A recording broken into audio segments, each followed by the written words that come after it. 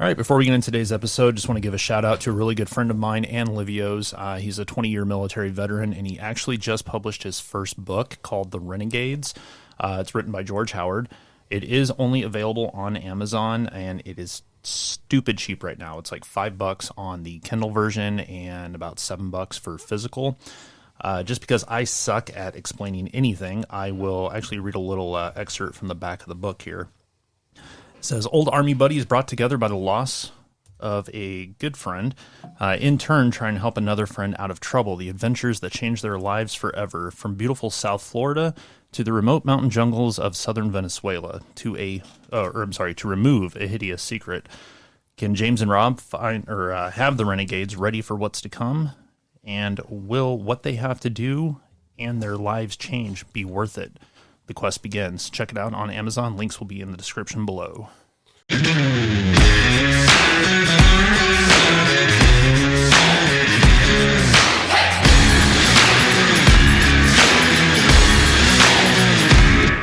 What fucking episode is this? This is number 11. Ooh, I like that. Lucky number. Episode number 11. With that. Yeah, dude. So we are here with a very close friend of ours, Nadeem. Hello, hello. Oh, man. Welcome. It's so good to have you here, brother. Dude, super cool. Both in the desert, just 4 hours away. Right. It's like, right. It was literally just like a blip in the Matrix getting over here. Right. Hell yeah. You know? Super Hell cool. yeah. Hell Just like we said. Yeah, you know? man. Yeah. No reason not to have you here. Absolutely. Well, no reason not to be here. So thanks. I'm glad to be here, guys. Hell yeah. Yeah. So, Nadeem is, he's one of the owners of bakedbros. Yes. And, I mean, that's just kind of, Nadeem does a lot of things. Yeah. So you have your, breathing seminars that you do, breath work. What kind of breath work is that? Somatic breath work. Somatic breath work. Yeah. So you're tapping into the somatic nervous system. And the somatic nervous system is really where we store trauma. Right. It could be measured in electricity. You know, if you look at the anatomy on a chart, you see all those blue veins that run through the body, and you see all those red nerves. Those nerves are a part of the peripheral nervous system. That is the somatic nervous system. And so that's where we actually store this energy. And so if you want, I can kind of unpack it a little bit. Yeah, well, let's go into, because this is where we talked, you explained to me before, like, this is your separation between the animal and the psyche. Right. Yeah, the animal and the soma. You know, I'd like to hear about that, man. Yeah, so the soma is going to be the body, and the animal is the body, and the soma is the psyche. Sorry. Right. And so, or, you know, oftentimes the soma can also be referred to as the artist. You know, it's the one that makes the stories. Right. The soma makes the stories. So when trauma happens, trauma is not what happens to the person. It's what happens inside the person, right? And so it's a question that the body is asked. And if it goes unanswered, then our body, our soma, the artist, is going to start creating stories to justify what's happened, whether it's righteous or not, you know? And so many people can interpret that as a part of the ego, you know? And so until we build this healthy relationship with the ego, or until we build a healthy relationship with the animal and the soma. And so the soma being an integral part of our evolution, you know, we kind of lose connection with the animal, with our body, our actual body, you know. And some examples of this that I can give is, you know, we do not somatically release the way we used to 1,000 years ago, hundreds of thousands of years ago. It depends to what you subscribe to. Right. So it's like we talked about, like where animals shake things off after a fight or after something, you know, after any kind of injury, they can shake things off and not carry it with them. Yep. And they'll actually have what is referred, well, It's a seizure is what they end up having. They have a body seizure. And so there's a good example of like, there's a video out there of a polar bear getting tracked down by a helicopter, and it's got some researchers in it, and they tag it with a tranquilizer. So you got to imagine this big death machine's coming from above. The polar bear doesn't know what the fuck that is, right. So it's like, oh, it's just running, They trank it, this thing's massive. And then the next clip are these researchers around it, and this thing's, it's out cold. It's paws the size of my torso, you're like, oh my God. And the researchers like explaining, kind of narrating what's going on, and he goes, okay, so watch, the bear here momentarily is going to start belly breathing really deep, and you start seeing its belly expand, big small, in and out. And it's a great video. You can find it on YouTube. Just polar bear chased by helicopter. And so he's narrating this, and he's like, okay, now the bear momentarily is going to start shaking, and it does. It starts like convulsing, having a seizure. And what it's you can see it's pawing, like it's running. It's finishing the question. It's finishing the motion. So it's completing the traumatic experience, because the question to the body in this situation to the polar bear is, the polar bear just got tagged. It's running away. But when it got tagged, it went to sleep, and it didn't get to complete the cycle. Right. The question goes unanswered. Right. So in that moment of the belly breathing, when we belly breathe, this is the fastest way to tap in to the trauma body. And so through that belly breathing, it then triggers that somatic release, and it finishes it unconsciously. So the bear kind of wakes up, and it's just like, what the fuck just happened? And then it goes about its business, doesn't think about the helicopter again. It's over. Right? Versus us and where we are today, we carry that shit with us. Oh, yeah. When the question happens to the body, we, in many different modalities, we either suppress it, we don't talk about it, we brush it off, we use, in my situation where I have caught myself many times, I'll smoke cannabis, I'll smoke weed, and then it's just like, fuck it, it wasn't a big deal, know? And it works. It works really well. For that moment. Right. Until that shit builds up and compounds and compounds. Still unanswered. Yeah, exactly. And then you have, a whole arsenal of questions that go unanswered, and it shows up in your patterns and your behaviors in unwarranted ways, and you're like, damn, I shouldn't have said that. And that's where it becomes character and identity. Yep, exactly. And so it's a really unique thing, to be able to tap into the somatic nervous system, and it's like, okay, so how did we used to release? Well, it was through dance. It was through singing. It was through music. Right? These were the ways that we would release back then. In Peru, when we were banging on the drum, everybody, oh, mama, I feel you under my feet. Mama, I feel your heartbeat. What a beautiful day that was. So fun. Yeah. I will never forget that day, guys. So free. On so many different levels, and I'm sure we'll talk about it. But we'll get to that for sure. Yeah. But, just watching that, I was up above on the balcony, watching everybody do the first round, like an old man. I was high on the balcony, and I'm watching that. I'm like, this is it. I'm like, this is the true somatic expression. Like, this is what we're designed. This is like the innate intelligence within us that knows we're all connected. And this is also what we're all suppressing. Yes. And that innate intelligence that knows we are connected, our soma is telling us that we may not be connected. We may have resistance. Like, Levy and I aren't the same. Brighton and I aren't the same. Yes, we are. And whether you subscribe to it or not, your body knows it, right? And that's why there's this, when people are playing music, or you do hear live music, or you do see, someone banging on the drums, you're like, oh, what's that? Yeah. Oh, God, I like that. I think I'll get a little closer. Oh, okay. Start dancing a little bit. It's primordial. It's inside of us. Like, it's what we love. Well, we know that for sure that dance is natural, a natural human action, because babies do it without, or, you know what I mean? They're like, nobody taught them to do that. Nobody, absolutely not. Like, it's a very natural. Shortly after getting back to Arizona, I went to the Musical Instrument Museum, spot next to my house. Sick. They have like over 3,000. Had you ever been there before? No. Okay. Yeah. And my girlfriend and I had gone, and we just popped in. We were driving. I was like, "What's that?" You know, I'm like, "Oh my god, this place is massive." It took like 5 hours to go through the whole thing. Yeah, it was massive. And there's over 3,000 instruments in there, and there's instruments made from like.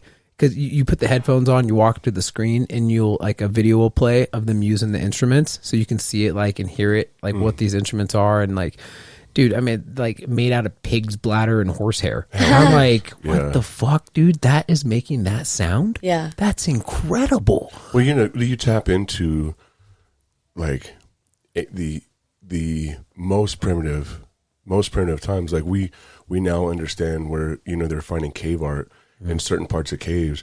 Well, now we know that specific area where that cave art is the most resonant area of that cave.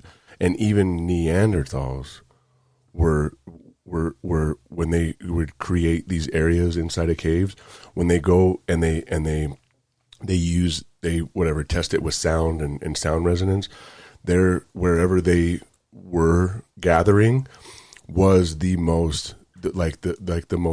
best spot in that cave for sound resonance. Wow. So that's more evidence of like they were singing and most making harmonic noises. Yeah, to where they were obviously making their releases together as a group. Yeah, and I think tapping into that, you know, that altered state, man. In Peru, I don't know if we were together or not, but it was at the Sacsayhuaman. Did you guys end up going to that? Oh yeah. Okay, yes. Very cool.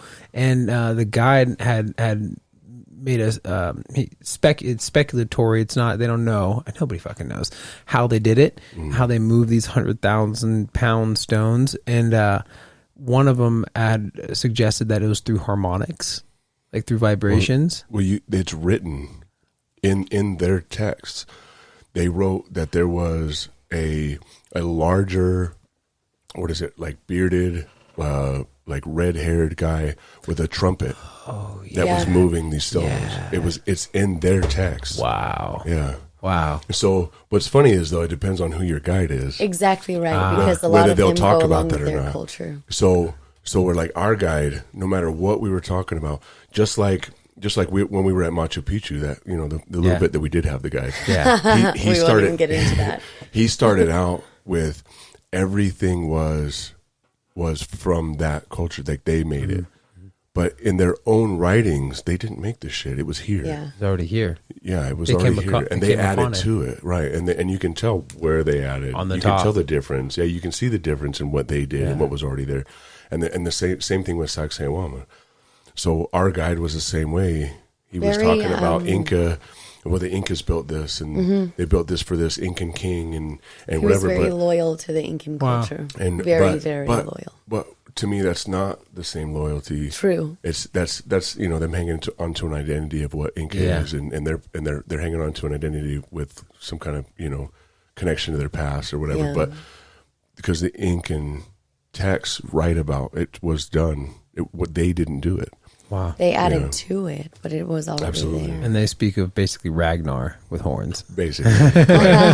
Well, yeah, because they talk about even up in like Machu Picchu, in that area where like things were built, it was this huge white guy with a beard and a hammer. Whoa. Yeah. Wow. Yeah, Livio was freaking everyone out. It's just walking around with a hammer. Hey. And you know, from delving into my own research on it and stuff, because music is a incredible way to move energy through your body. Like this somatic breath work, it's not the same. You won't have the same experience without music. Like music is the shaman. Okay. It just is. Right. You know, like we saw that and experienced that firsthand in Peru, right? Absolutely. In each ceremony, exactly. I felt the music pull it out of me. I really want to unpack that last night when we get to it, on like the Icaros and like how I saw it. Well, because that was when for you, that was when the Icaros was your vehicle over. 100%, man. Right. 100%, man. 100%. Very cool. But, you know, using the harmonics to move those stones makes them, again, it's speculatory, but like it makes the most sense to me. You know, it does. You know what, dude? And to get into, you know, belief systems, whatever, based on ancient texts, based on what we're learning now, mixing spirituality with science, and finally being open to these things with altered states, and where that goes, dimensional, multidimensional.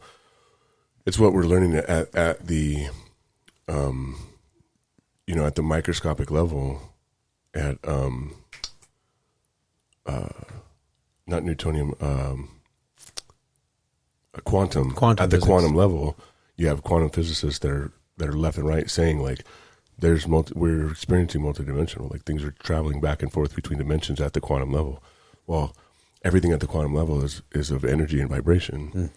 So when you link in, these cultures that didn't have the technology we have today, right, were able to do things that we can't do today. How do they do that without tapping into something? And I think we've had this conversation before, and maybe we can go a lot further into this another time. But in my belief is we're not advanced people, right? We truly believe, especially in the Western culture, that we are the most advanced people that have ever been on this planet, and we're not. We're actually not advanced. We're technologically advanced. There you go. Technologically advanced means that we're dependent on our technology. Whereas in ancient times, beyond 12,000 years ago, when we're actually starting to see this stuff was actually made, this stuff was actually put together against what mainstream archaeology likes to write, that it's only 4,000 years old. Yeah, right. But anyway, more and more evidence coming through that it was before the Younger Dryas, and before then, I believe people were far more advanced without any technology. Yeah. Because they didn't need technology, but they were advanced. The technology was here, man. They were up in their head. It's I mean, maybe not even in the head, just whatever consciousness. Like, you know what I mean? So like for the video, we can point at our head and be like, they were advanced up here. But for somebody listening, the understanding of advanced consciousness and understanding of, energy and vibration, how you move 100-ton rock, and how do you shape it to perfectly fit inside like a puzzle, like a puzzle piece, but with no mortar, right? And to stack these things so perfectly together with grooves inside of them. Yeah, you couldn't put a credit card through it. No, absolutely not. There was a discovery of a liquid. They found like a vase or something, and it cracked open, and it was so corrosive that it melted into the stone that it cracked open on. So that was the guys. That is another theory. Yeah, that was a story told by a couple guys. They said they found some kind of strange vase, and when they were moving, they had unearthed it. And it is just a theory. There's so many theories. They're all theories. That's just one aspect. And that's the thing is, like, we couldn't tell you where it was written or where this happened. I don't remember. It was a documentary we were watching with a guy. They were talking about these two guys were telling a story how they uncovered this. And the vase broke open and some weird liquid came out.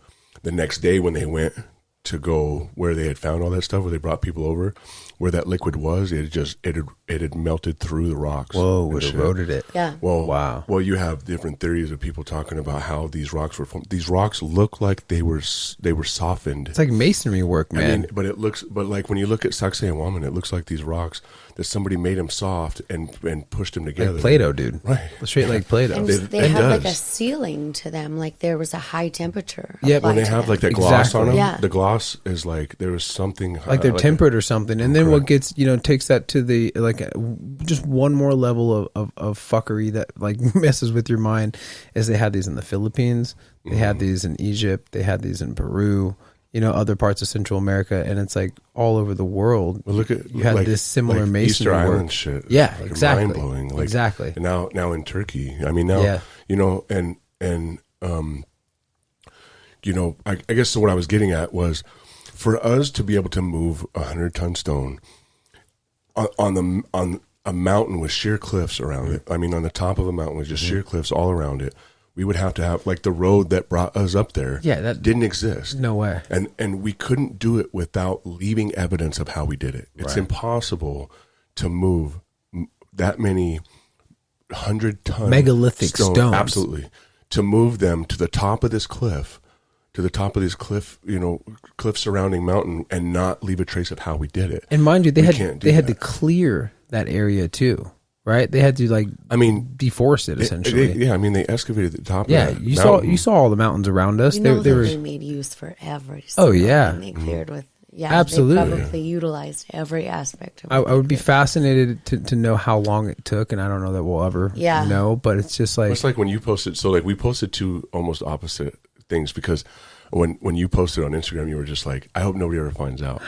and I'm like, oh man, I hope we find out in my lifetime. I want to know, how this is done, because to me, I feel like when we make these transcendental, spiritual movements through plant medicines, we get closer to understanding it. Yeah. Which is why when we chose to go on this retreat, the tipping between Sacred Valley and the Amazon, what tipped me on the Sacred Valley was Machu Picchu, and being able to go to Machu Picchu, especially after a ceremony. Totally, man. And Wachuma. I'm so glad I was able to swing that, bro. Yeah. Like, it was just, call it just divine series of events. You never know who's going to be there, right? I show up, meet you two on the bus or at the hotel on the bus. Yeah. I'm like, dope. Talk about the first shining face in that circle. You were the first person to greet us. And I just remember your smile right as we walked into that little lobby. Awesome. That was so cool. I just saw the dope beard and red hair. I was like, yeah, we're going to get along. I was like, yeah, these are the people for sure. And then on the bus, just all into the same shit. I was like, one of us. One of us. The whole hour and a half ride, dude, we were nonstop, just communication. Yeah, it was beautiful, man. And so I guess if we can kind of, did we pretty much cover our breath work that you were talking about? Yeah, man. So we got to be careful with that one, because I can really go down the rabbit hole on it. Like, it's something, so bakedbros, the edible company. I mean, I wanted to go into that next. Like, let's talk about bakedbros. And you also have a CBD factor of it. Yep. Right? So that's my first love, my first passion. Is cannabis, and for a multitude of reasons. And it's if I had to put the story, like a synopsis of the story, I come from a broken home. I grew up, my dad's Muslim, my mom's Christian. I was going to mosques and churches growing up. My parents split when I was 7. I ended up sticking with my mom by law. Had to go to ended up going to Missouri. Just grew up around a bunch of substance abuse, alcohol, physical abuse, and so cannabis was cannabis was always in the mix. It was always around. I really didn't pick it up until I was about 13, 14 years old. And it was like, best friend's older brother. I'm sure there's like hundreds of people who relate to that. Right. It's always the best friend's older brother or something. Or your older brother. Yeah, exactly. Right. If you had an older brother, it would have been. Yeah, exactly. And ended up just having a great relationship with it. I truly did. Didn't slow me down academically. Didn't slow me down athletically.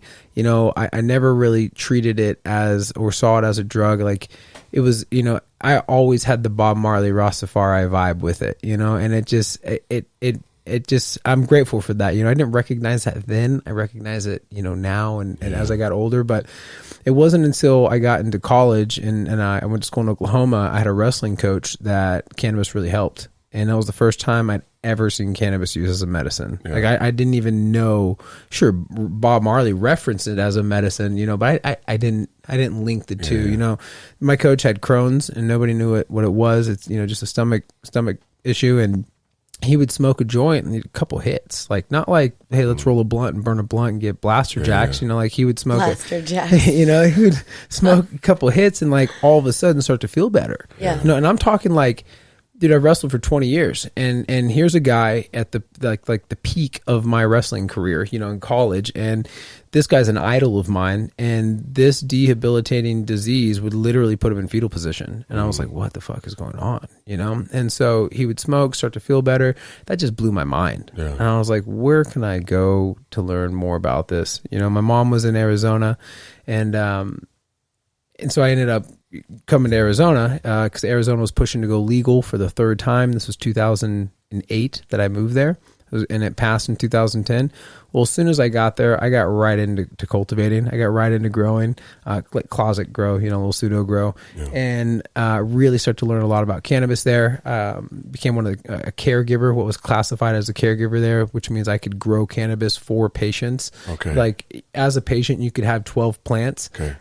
This was the law then. You could have 12 plants, and let's say you didn't know how to grow, you didn't have the means to grow, you know, you could allocate your 12 plants to me, and I could do that for up to 5 patients. So I could increase my plant count up to like 76 plants, 72 plants. Right. And that was obviously advantageous for me, you know, and then I would have to reciprocate, you know, that by providing the patient with 2.5 ounces of flower every single month, you know, so it was totally awesome. Well, cannabis, that being the first time I'd ever seen cannabis as an actual medicine, it drove me to want to learn more about it. Cannabis was an integral part of my mom's transition from the substances that she was on to, you know, now becoming clean. Ayahuasca played a big role in that too in 2017, or 2018, so that was huge as well. And so I slowly developed this, like, you know, reverence for cannabis. You know, I started realize, because I didn't know these things when I was 18, 19, 20, you know. You didn't recognize your relationship. Yeah, exactly. You know, it's something that I just connected with people. You know, I met my best friend, still to date, Thomas, the other baked bro.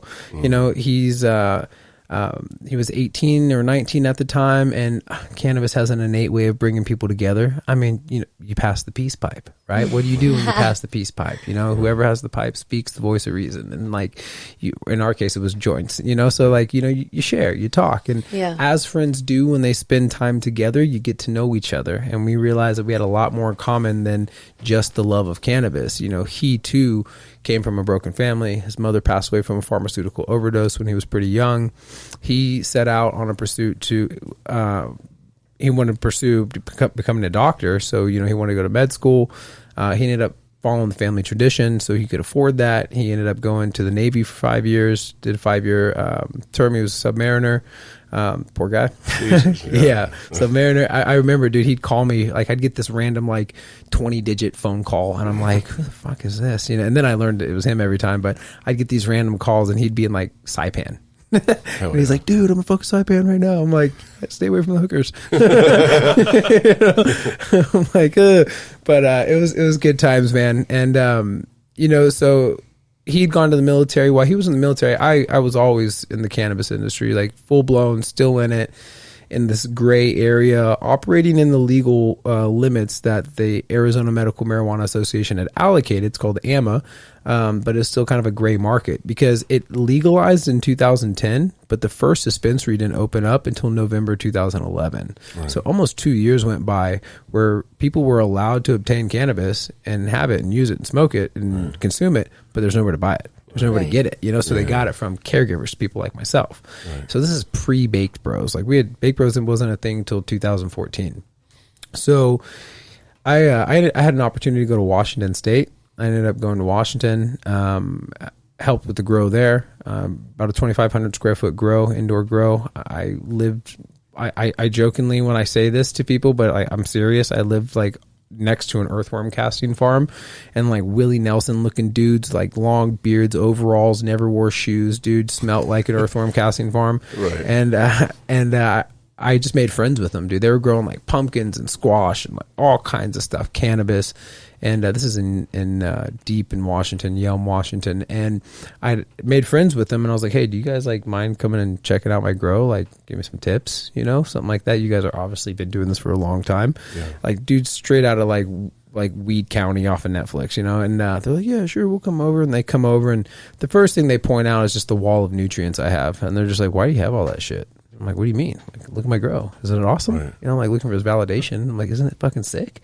And they're like, you are just flushing money away. They're like, you need bird shit, bat shit, you know, banana peels, earthworm casting. He's like, I'm going to show you how to grow. And I was like, nice. So I got a little mentorship, you know, under these guys, which was really cool. And I'm no master grower by any means, but, you know, they showed me how to grow with organic teas, organic compost teas, how to make compost, how to top feed, how to super crop, and just, I learned about cannabinoids, phytocannabinoids, flavonoids, terpenes, At least this is the time where I was getting introduced to these terms. And then, I would slowly start to kind of like look up on YouTube, and that completely progressed over time, like the love or the desire to like increase my knowledge about these things, and how important they are, because it's not just THC. I mean, we're in Las Vegas, and I bet you I would put $100 on it that if I walked in and asked a bud tender, hey, what's the number one question you're asked? What's the highest THC?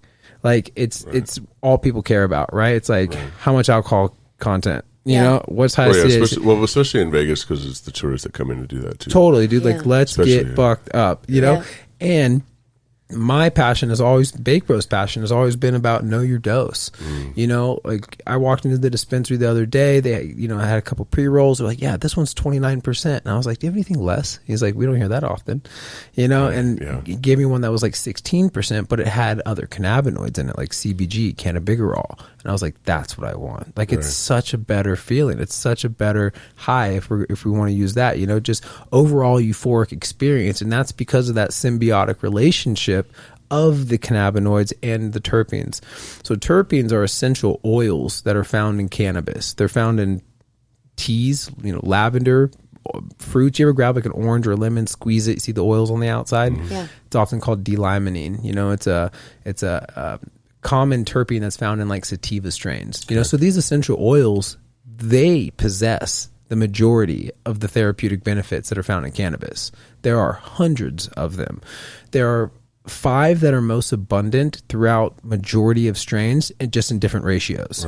So no 2 strains are the same. Like in our products, we offer our products in blue cheese and Granddaddy Purple. Both of these are 100% indica strains, but they're very different. So and the consumer, majority of consumers aren't aware of that, and so we really take a lot of pride in educating on that. We have knowledge base on our website, and I mean, anybody in Arizona, they'll refer to us as the OGs and OGs of education. Like that's what we pride ourselves on, and we're really adamant about helping people know their dose and find their dose. And so that's the first love is cannabis. That's like where my passion comes around that, and kind of where Thomas and I aligned. When I'll close the loop on this one, but when he came back for the military, I came back from Washington, then we aligned. And in 2013, Sanjay Gupta, the nation's head neurologist, came on CNN, and he made a national apology about misguiding the American people about the medical benefits of cannabis. And it was huge. It's called Weed Episode 1. You can see it on YouTube. And that also was when Charlotte Figgy was introduced, a popular strain called Charlotte's Web by the Stanley brothers in Denver. They made high CBD strains. And Charlotte had a condition where she was having up to like 1,000 seizures a day. And so, and so this... Like micro seizures, focal seizures, neuronal seizures, a series of different... What a life to have. I don't remember exactly. I think it's called Fires disease.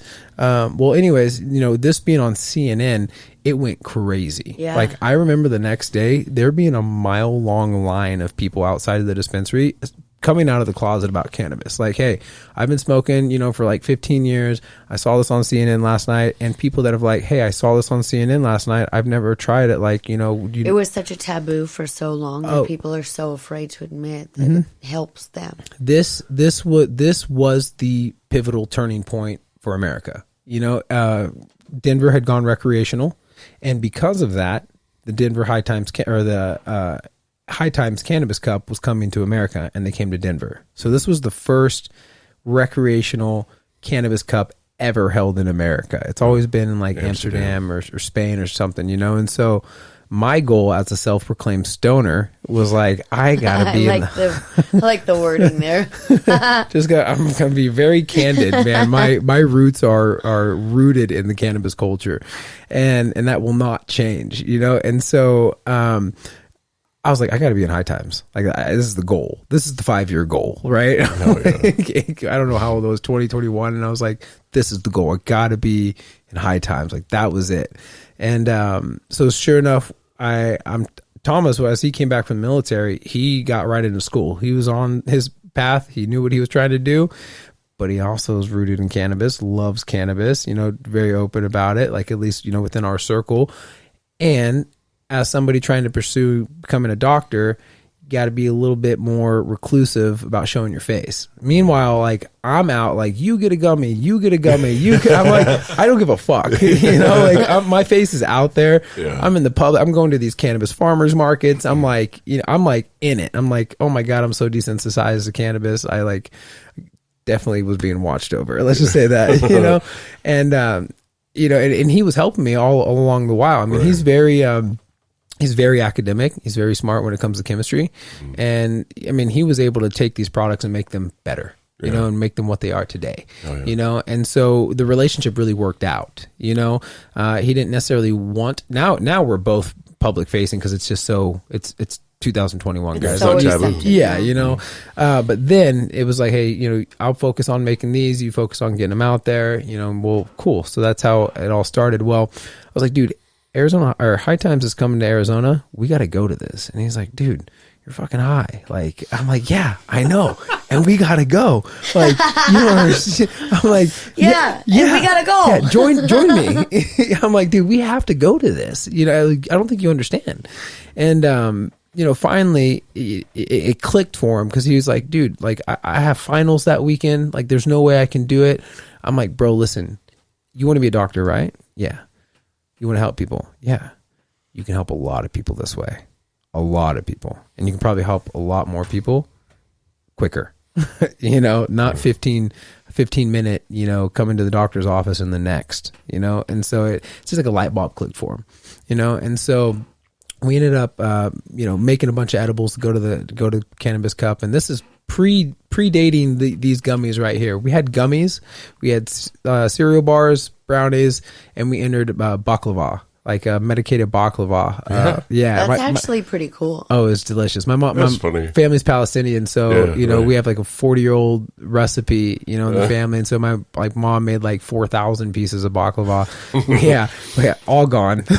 We entered that into the medical cup, and surprisingly, it didn't win. But we did take an award, which is actually what put us on, and that was for our Sour Kush gummies at the time, which we still have on our lineup, and so.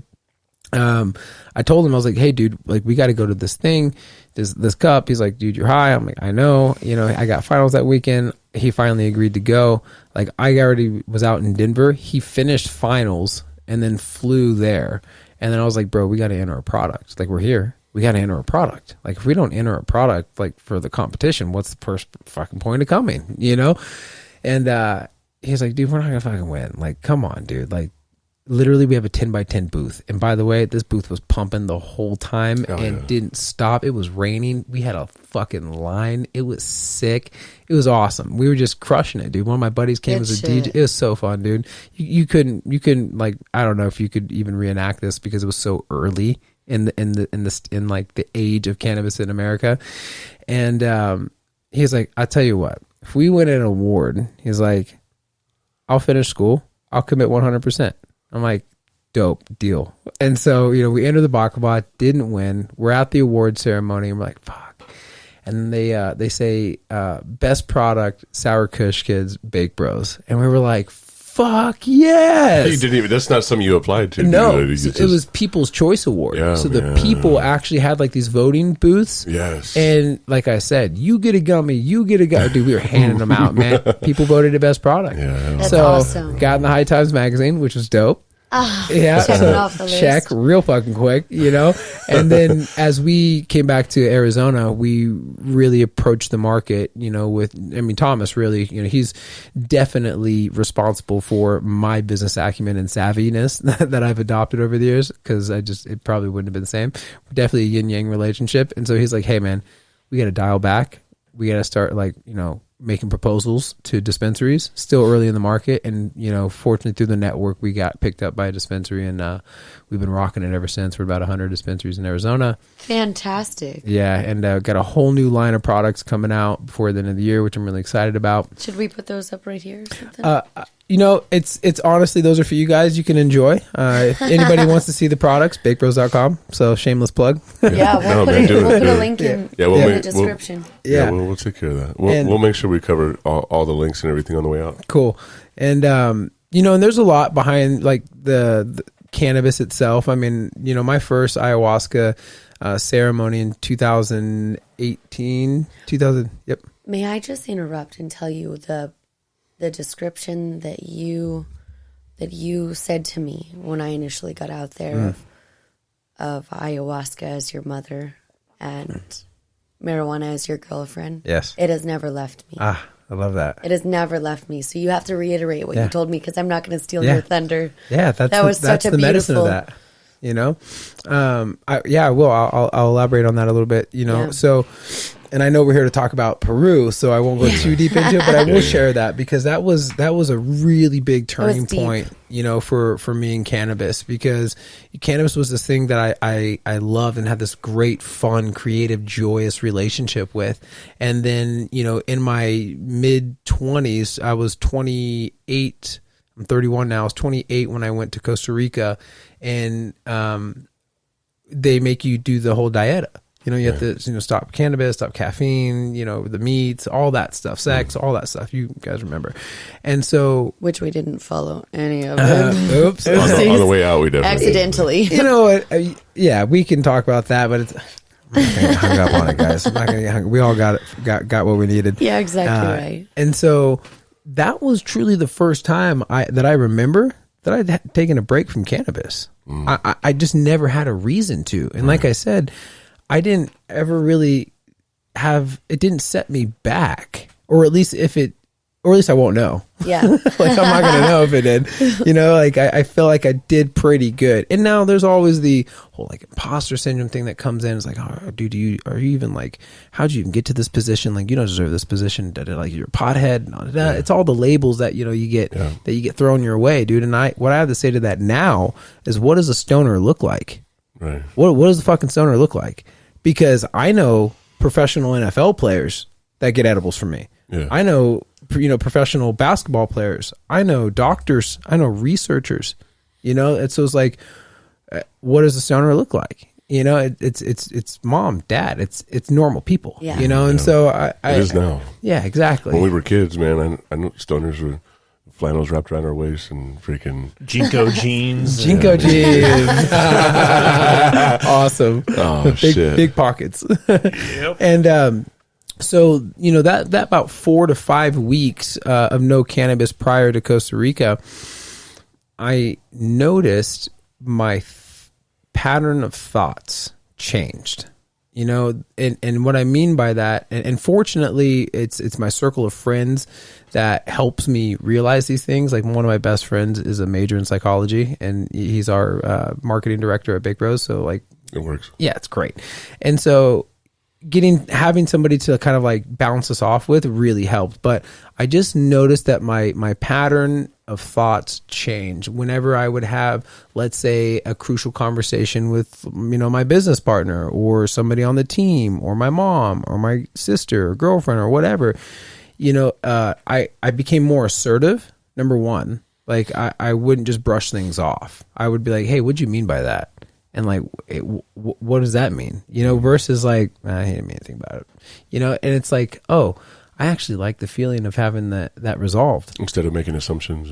Right. And then just letting the artist, the soma, just start creating its own stories. And then what do you do with that? You end up taking that home with you into your house. You're washing the dishes. You're thinking about some other fucking person and what tomorrow's argument's going to look like, or what. And it's just start anticipating the future. Yeah. Regretting the past and anticipating the future, bro. Exactly. Yeah. Pulling you out of the now. You're walking your dog, and then the whole walk, you're like, why the fuck am I thinking about this? Yeah. And it just infiltrates you. Yeah. It infiltrates you. And 100%. And I noticed that this started to change as the reduction in cannabis took on. And so as I get to Costa Rica, it was a 4-day ceremony, back to back to back to back.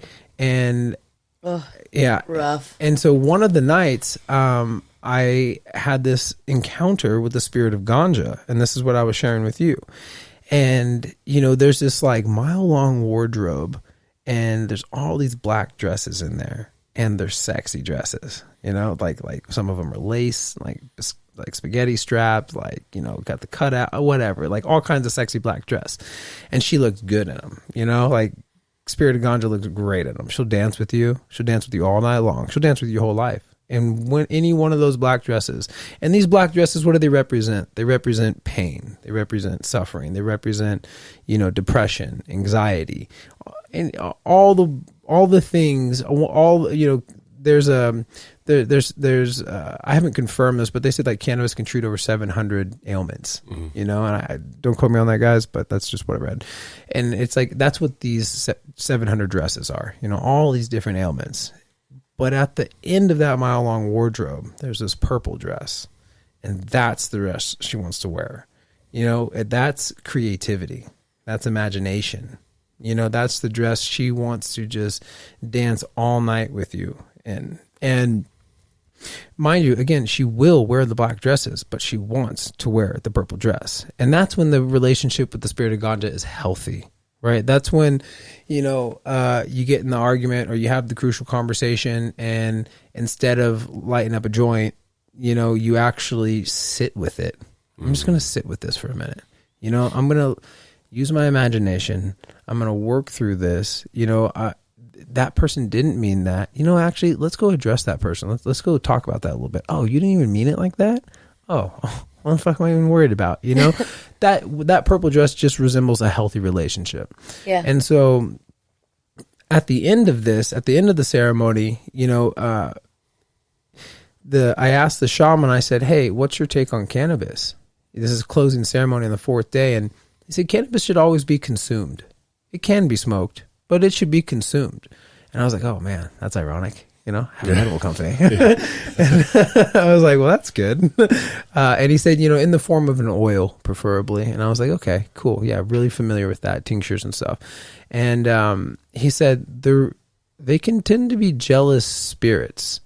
Now, I don't subscribe to that anymore, you know, which I'll explain later. But he said they can be jealous spirits. You know, like when they're in the room together, they're going to fight. Ayahuasca and marijuana. Yep, they're going to fight for your attention.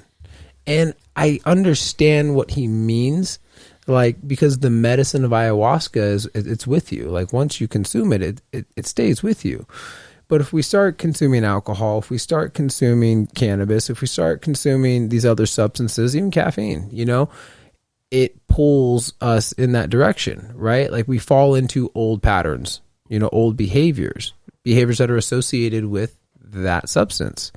And I'm speaking on like for myself, you know, I've even since being back from Peru, you know, I've had to like check myself a couple of times. I've definitely experienced it for sure. Since. You know? Absolutely. It's a constant battle. Yeah. And then you start like, you know, dogging on yourself and you're like, no, that's not the purple dress. That's not the purple dress, you know? And just that little bit of awareness can, you know, bring you to light. And so my friend Derek had said, no. I was sharing this with Derek, and then Derek had said, yeah, they could be jealous like your mom and your wife. He said, one's your mom and one's your wife. And I said, what do you mean? And he said, you know, most moms are dope as fuck. And he said, if you kill someone, you need to bury them. Your mom's probably going to help you bury them. You know, like she's a ride or die. You know, she's got your back no matter what. She's not going to turn you in. She's not going to rat on you, you know? But your wife, she might tell on you. You know, she might cheat on you. You know, she might lose trust in you. She might lose faith in you. You know, she might question you. Your mom's not going to question you. And that's what ayahuasca is. She's not going to question you. She's just going to love you unconditionally, no matter what. No matter what, the love of 100 mothers. She's just going to love you, right? Your wife might question you. And so I'm like, oh man, I like that. Yeah. That's stuck. Yeah. So cannabis is a beautiful medicine, a beautiful plant medicine. I love what they had to say at closing ceremony. You know, that it's a grand master, it's a grand doctor, you know, and I heard Coleman's voice as you said that. Right. Wow. Yeah, as he talks. Grand doctor. Grand doctor. That's super cool. And, you know, I'm always cautious to say that cannabis is a cure. I've seen it cure, but I don't ever call it a cure. And you won't find anybody on our team that says that either. You know, it helps. It's a tool. It's a tool in the toolkit, right? Yeah. Cannabis helps with sleep. Okay, what happens when you sleep? You heal, right? Cannabis helps you eat. What happens when you eat? You heal. You get nutrition, right? So there's so many things that it helps with. I've seen it firsthand, and that's why I subscribe to it so heavily and passionately, because firsthand experience, family experience, and then, I mean, I've literally seen tumors shrink and then disappear, you know, over the course of like 10, 15 days when people topically apply like Rick Simpson oil or Phoenix Tears. You know, it's like, whoa, that's incredible. You know, RSO is what that Rick Simpson oil is. It's a really thick concentration of cannabis. They take the whole plant, they use a solvent, they take the whole plant, chop it down, they use a solvent that really strips all of the goodness, the cannabinoids, terpenes, all that stuff I was talking about earlier, and then they simmer it down. And it looks like this black, thick, sludgy oil. And the gentleman who created this over a decade ago, his name's Rick Simpson, and he's actually banned from America. And I think he's over in Europe somewhere. But cured his own skin cancer with it. Isn't that the stuff that you put like inside of your? It usually comes in a syringe. Yeah. Yeah, and it's really potent. Like. You just use a little, like, like smaller than a pea. Yeah, like the size of a grain of rice. Yeah. Yeah. And Rick Simpson most people that are seeking out Rick Simpson are using it to treat cancer to some capacity. Right. You know, again, it's really potent, helps you eat, helps you sleep, helps you feel better. But, I mean, that's just one of the many different variations that cannabis can show up for you. So if anybody wants to learn more about cannabis, it's what I'm absolutely passionate about. Second to that is the breath work. So that's why I want to say, like, let's be careful, because like we could eat this whole podcast up on that, dude. And, you know, trauma work is something I'm incredibly fascinated about, for myself, for my family, and, you know, for understanding the people around me. Yeah. I feel that I'm in the position I'm in within my business and within my community and friends because of the passion for understanding behaviors, you know, and behaviors come from trauma. And you know, it works because you're genuine with where you come from, man. Thank you, brother. Appreciate it. Absolutely. Well, so now we got to know Nadeem. Yeah. Thank you, guys. Yeah. Very, very well. Like, dude, thanks for sharing all that with us, brother. Yeah, you bet. Very cool, man. Lots of information. Let's now that we got to know you, man, let's dive in. Yeah. Let's talk about how we met and our experience. So, I want to bring up why I wanted to bring all this together. Yeah. You spoke about the change in people's attitudes towards cannabis when it became public, that it wasn't this nasty, dangerous thing, big scary thing. When it came out publicly, that it was actually not what it was presented as for so many years. Right. And so many people were able to open up to it, and open up about it. Mm-hmm.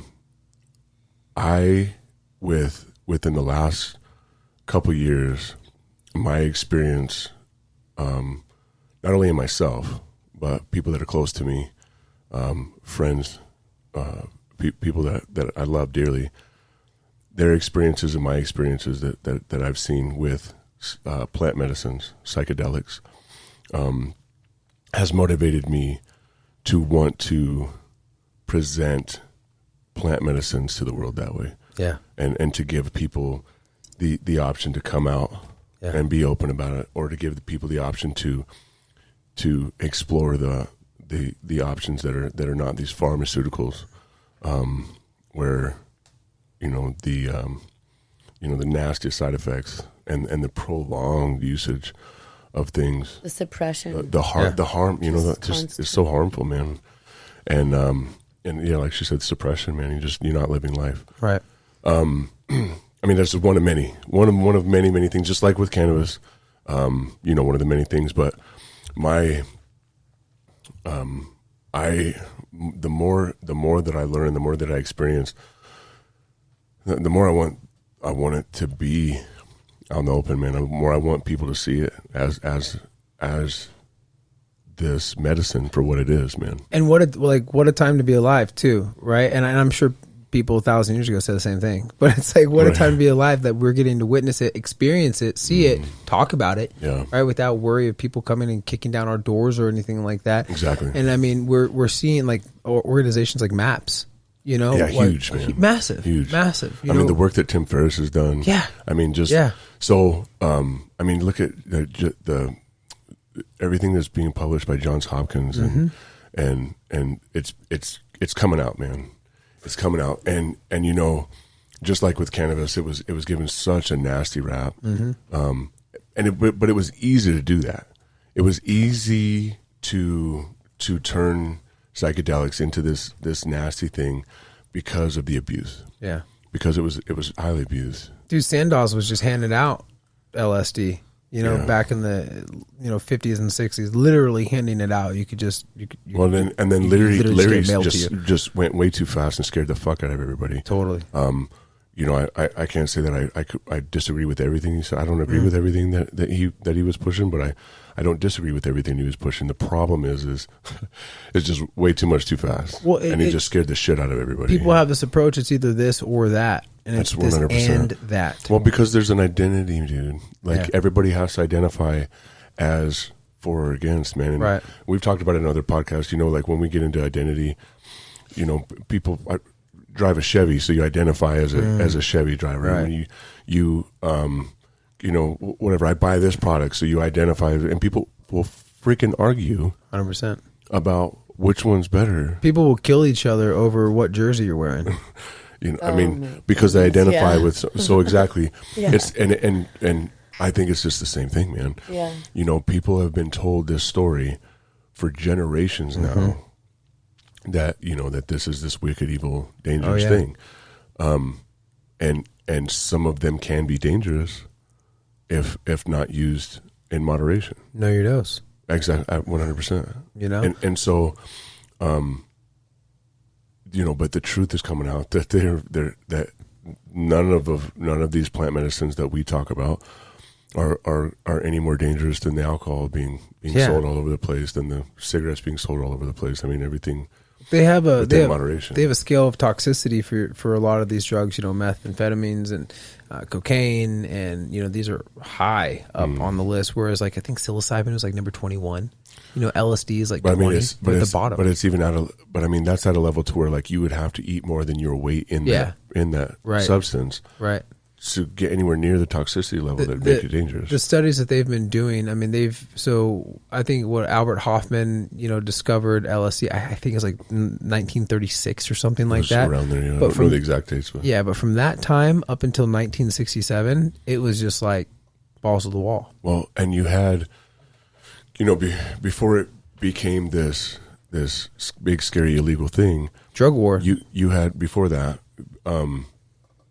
You had all these psychologists that were dedicating their entire careers around using plant medicines and breaking through psilocybin specifically, and then you have what is it, Spirit Molecule? What's his name? I have his book. Rick Strassman. DMT. So when he talks about in the Spirit Molecule in his book, he describes these people that he was working with, that he looked up to, that everything that were all about these psychedelics were using these plant medicines and having these huge breakthroughs, and were documenting these things daily. And then as soon as the media turned on them and turned it into this big, nasty, scary thing, it went silent. They all shunned it. Yep. And they all acted like they agreed with all of it, and they cut it out of their careers completely. Yep. A lot of people lost their careers completely because they stuck to their, you know, what they believed in. And we're finally seeing a turn back on because there's so much information out there now, man, that you can't keep it from everybody anymore. You can't refute the type of information that's out there, and not just out there, but available to us, right? You know, I was talking to my mom about some of this stuff recently, like in our family thread, and she said something that I said something that kind of triggered her a little bit, I guess. I was like, oh, well, you know, pay attention to those behaviors. So, and I had shared with her, and I was like, this one's, we're going to push her buttons a little bit. But I said, we're all ignorant until we're not. You know, like we don't know what we don't know. Yeah. You know, and so to speak on something that we don't know about, I mean, have I done it? Yeah. You know, I speak on things, on certain subjects broadly, you know, but my point in saying that is that, you know, again, we're all ignorant until we're not. And people just don't know about these things, you know, and we do. Like, I assume that like everybody knows about cannabis, right? And then I go back to Texas and I'm like, oh fuck, I can go to prison for this. I'm like, oh shit. Yeah. You know, I literally just took a 3-hour flight from Phoenix to Dallas to go see my dad. And I'm like, oh, I got to hit up my buddy to get some weed. And I got to meet him behind like Sonic. And like that. I'm like, I don't even like the feeling of this anymore. I'm like, no. I'm like, I'm not even going to do that. I'm not even going to risk that, you know. But I assume that people know about these things, and they don't. You know, so it's literally it's like Bitcoin. You know, it's like a tenth of the world knows about it. You know, or is invested in it or something. Enough like that. about it. Yeah, so small. You know, and fortunately, we have these platforms and resources like we're on right now. You know, that people can access, and that's incredible, man. I read in Jim Quick's book Limitless, he said the amount of information that we have that we can consume, and this was a study done in 2017, the amount of information that we have available to us and can consume in one day is the equivalent of a lifetime in 1840. It's not that long ago. It's not that long ago, guys. You know, and it's like, holy, not considering that this country was only another 100 years older than that. Exactly. You know, and it's just like, holy shit. You know, it would have taken a lifetime to have access to that amount of information. You know, and that's that in itself is a double-edged sword. You know, it's like, oh shit, where do I start? Yeah. You know, and there's definitely a lot of good resources out there. I always recommend MAPS. I always recommend Tim Ferriss. I recommend Michael Pollan. Pollan, especially because Michael Pollan is when it comes to plants, all plants. Yeah. I mean, not even just like plant medicines, but like food, all plants medicine. As food. Yeah, food is medicine. Exactly. Absolutely. And you know, with on this subject, psilocybin being, I'm most passionate about psilocybin when it comes to these plant medicines, because of how because of the results that they've been having with it. You know, you mentioned Tim Ferriss and the Johns Hopkins, you know, research hall opening up, I think just 2 years ago, or maybe it was last year. Right. I mean, it's tremendous. You know, these people that are having, you know, they sit, they have, you know, 1 to 2 sessions with a psychotherapist, and then they end up going into this, you know, clinical definition of a heroic dose, right? They have the therapy session, and then they end up having these lasting results for, you know, 6 months, a year, longer. You know, you have, you know, unlike pharmaceuticals that have to be taken every day and for periods of time and nonstop forever, people have these experiences that change their lives permanently. And for in the you know, what was it? It was Stanislav Grof was quoted in that book. God, we were just talking about that book, the Stephen Kotler book. Oh, Stealing Fire. Stealing Fire. In Stealing Fire, amazing book. Stealing Fire, they quoted Stanislav Grof, who's, I mean, a huge LSD advocate. Yeah, psychologist. Czech scientist. Right. And he was a psychologist that, you know, huge advocate with LSD and psychology. Mm-hmm. When he was talking about those breakthroughs, when they quoted him in talking about people having these breakthroughs, and basically Stephen Kotler and Wheeler narrowed it down and said, you know, Alice didn't wander into Wonderland; she fell down the rabbit hole. and there's basically that difference of you know, just kind of just wander into something like this, man. No, and find something like it's something that it's explained many times by people in the experiences. It's more real than real. Right. And we experienced that. Exactly. 100%. With the toad. Absolutely. You know, let's give y'all props for that. We got to share that later in a little bit, dude. I mean, in that experience, I mean, falling down the fucking rabbit hole. Totally. And I mean, yeah. Or up it. And the people after us, you know, like, either we let's oh my god, either we went on a fucking sailboat and we had a nice sail. They fell they fell hard. What a different experience, just from the outside view. Yeah. We'll go into that. We'll get into that because that's huge. Huge. So speaking of plant medicines, and that's getting into 5-MeO. Yeah. Oh my god. So animal medicines. Let's right. Plant and animal. Yeah, absolutely. So let's dive in, man. I want to close the loop on one thing though. Okay. Where you're getting at, like people falling in, into the rabbit hole, or instead of like, just wandering in. So oftentimes, especially, prior to 2019, there weren't many people in my circle until Derek showed up that were like passionate about this stuff, and I was always the one that was woo woo. Like that was the words, my friend. Like woo woo, absolutely. Get over this fucking woo woo shit. I say it all the time. And now it's one of those things where it's like there's irrefutable evidence, and so like let's go down that rabbit hole. And I started taking it personally, and I know like, hey, goals not to take things personally, but I was like, I'm gonna learn a lot about this fucking shit, and I'm gonna smash you guys. Right. And that's the thing, man. Is when it comes down to the only thing left that people can. In the argument that they've been told, people have been told for generations, man. The generation before us was taught that this is this big, nasty, scary thing that it kills and it destroys people's lives. Yep. Like, the end of the argument is moderation. Yes, know your dose. 100%. The end of the conversation, bro. You can always take more. You can't take less. Absolutely, people's lives have been changed in a negative way, and for one, it wasn't. Moderation and for two, their set and setting was obviously wrong. Absolutely. So Stanislav Grof, and I'll close with this. Stanislav Grof, you mentioned him, Czech scientist, has done over 5,000 guided LSD trips or psychotherapy sessions. He's also responsible for coining holotropic breathwork. Right. And so so not only does he work with psychedelics, but his own person, like what do you call it? When you activate your own nervous system, so like in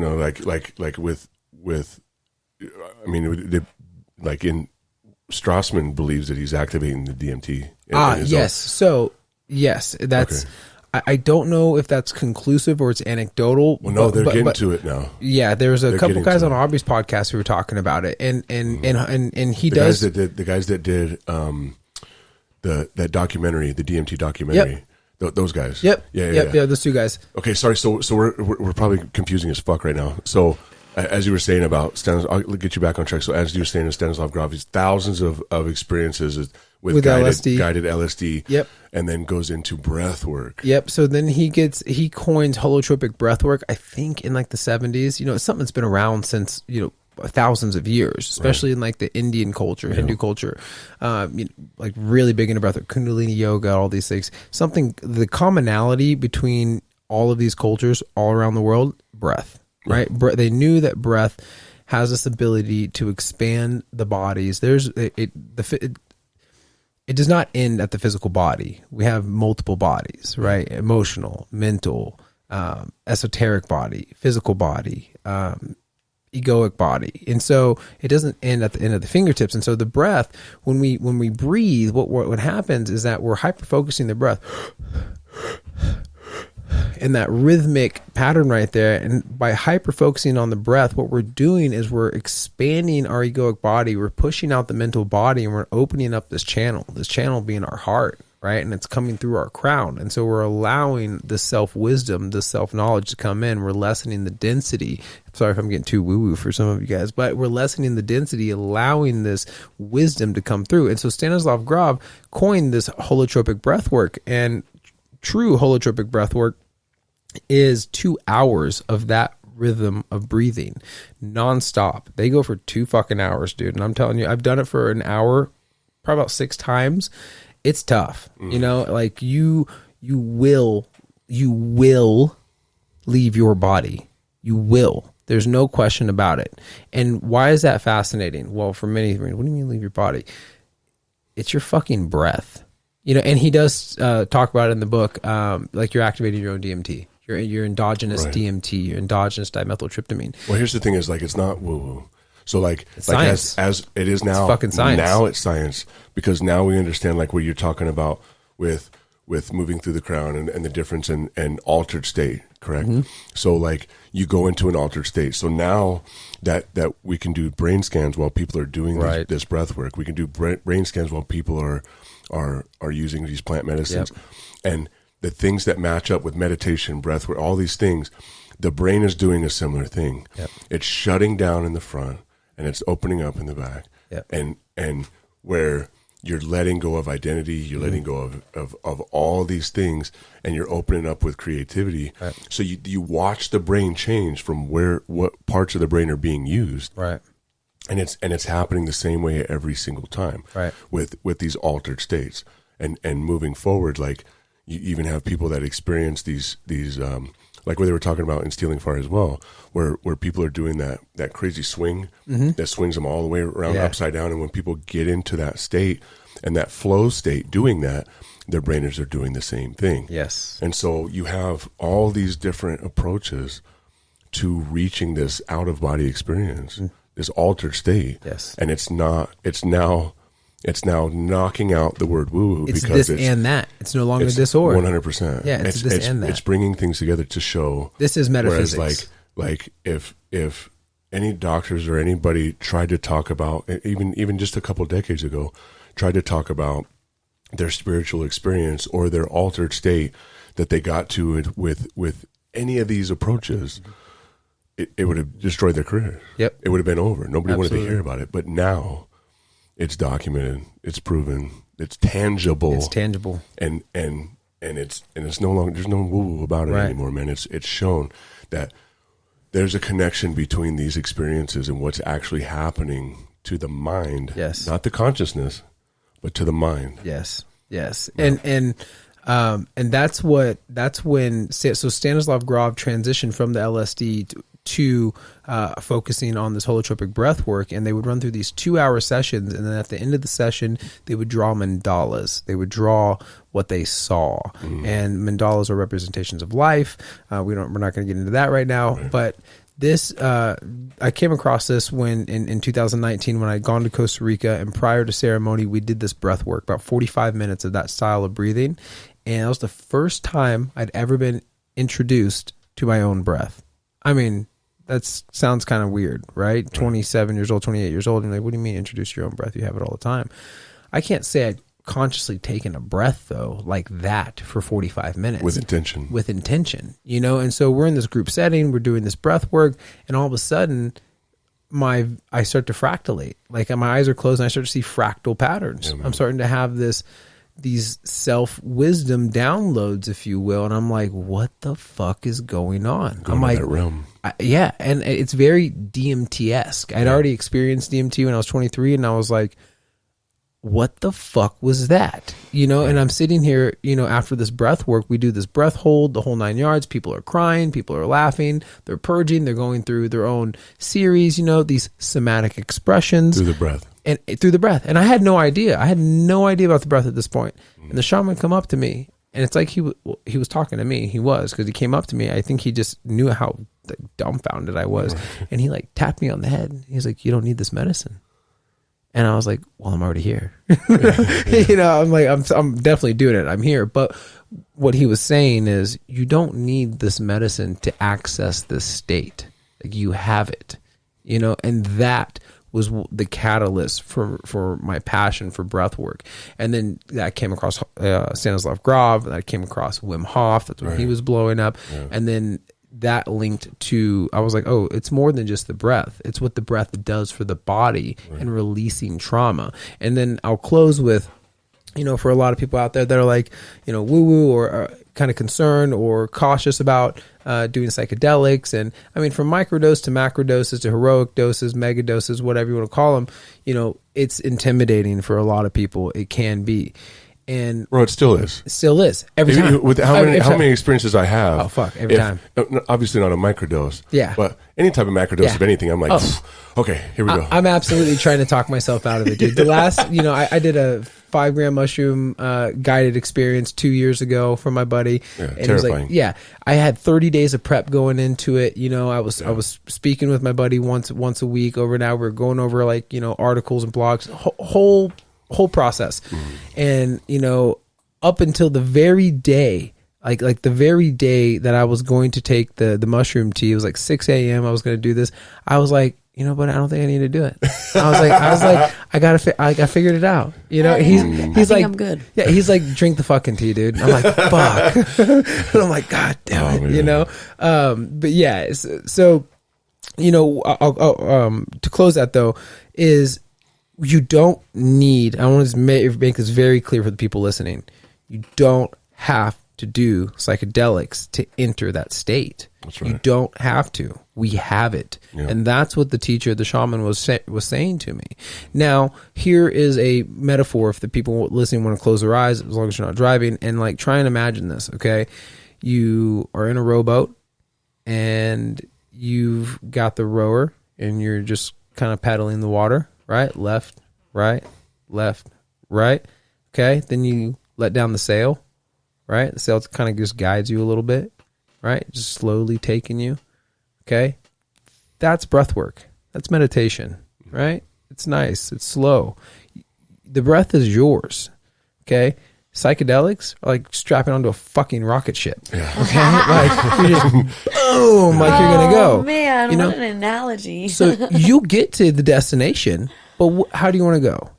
And dude, I'm a balls to the wall guy. I'm like, fucking rocket ship, let's go. Right. And then I was introduced to the sailboat, right? And I'm like, oh, this is how I teach people. This is how I help people. It's through meditation. When you find your endogenous version of everything. When you figure out that you're the source. Right, absolutely. You are the source. And so I just want to encourage people, that look up somatic breath work, look up breath work practices. There are, 25 or more different styles of breath. Wim Hof is great. Very often. Great. I use the Wim Hof breathing. Yep. Absolutely often. Great. And the plunge and the cold. And I mean, Yeah. You're tapping into your nervous system, man. And it's great. And so you don't have to do these psychedelics. You can always start with the breath. The breath might lead you or, graduate to, plant medicines later on. I confidently can say, man, I wish I would have known about the breath earlier, and I'm glad I didn't. I'm glad I learned the way I learned, but it's like, man, this is the way I can help, like, teach people. Like, you can start with the breath. Are you afraid to breathe? Like, what are you afraid of? Are you afraid to breathe? And most people, their egos are going to kick you, like, no. Like, okay, great, cool. And then all of a sudden, 10 minutes into it, they're fucking crying. They're like, my dad, Yeah. And I'm just like, exactly, you needed to get that out, and I don't do anything. They do the work. They just breathe. I'm just there, giving them the space. That's it. So just wanted to close on that, but okay, we can get into it. Yeah, fuck, man. I know. Look where we are. So, we let me start by explaining. So, the three of us went to Peru. Mm-hmm. We went to an area of Peru called Sacred Valley. It's in the Andes Mountains, extremely high altitude, and we experienced some plant medicines. The main one that we were all there for was ayahuasca. What ayahuasca is, the drink itself is a mixture of an ayahuasca vine and a plant that contains DMT. The plant, chacruna.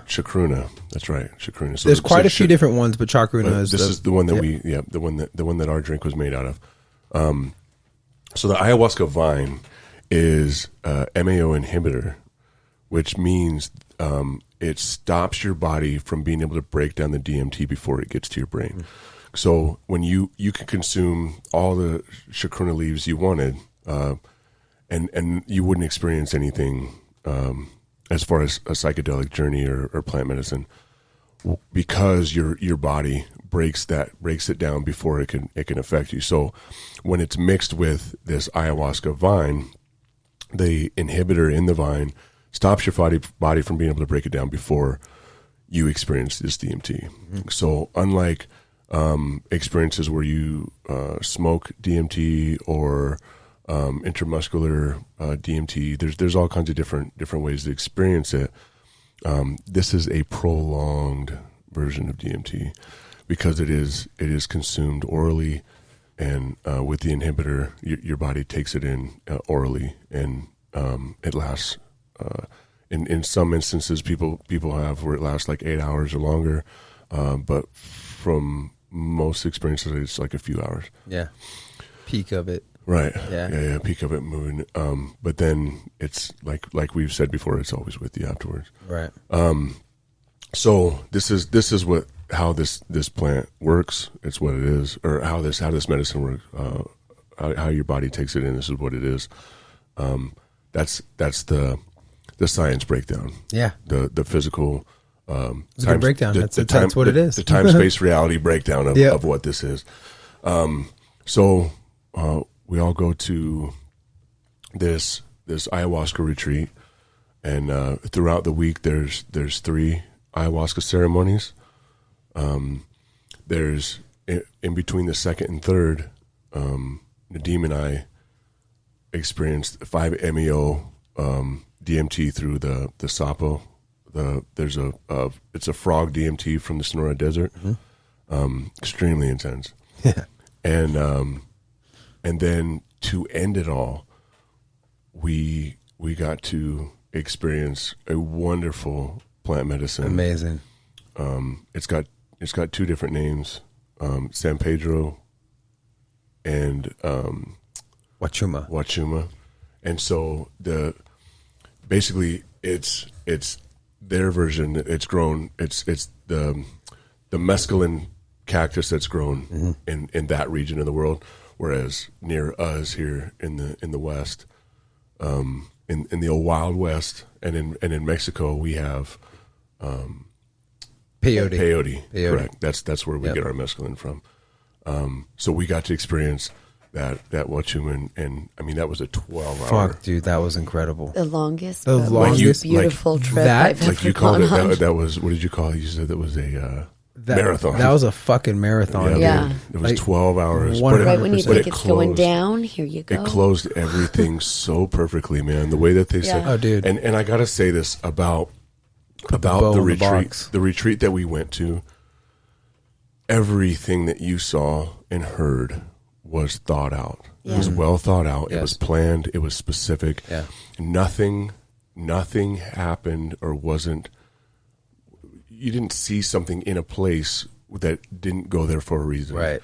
I mean, Right. everything was specific and purposeful, and I mean, they just did an amazing It's a special job. place, man. It is they very really did. special They place. curated it very, very nicely. 100%, man. Very nicely. And Not their first rodeo. no, it definitely has come together very well. They did an amazing job. I mean, even from we did some breath work teaching between the first and second, which couldn't have been a better time. Totally. I mean, the way right before Oh our my second ceremony, after the first one, Did that not become the mantra? and it was Soham. Soham. It was our. I Still mean, is. and it carries me today. Yes. Yeah. It carries me today. So, yeah. So we go into, we journal everything that we go through on this whole 7-day experience.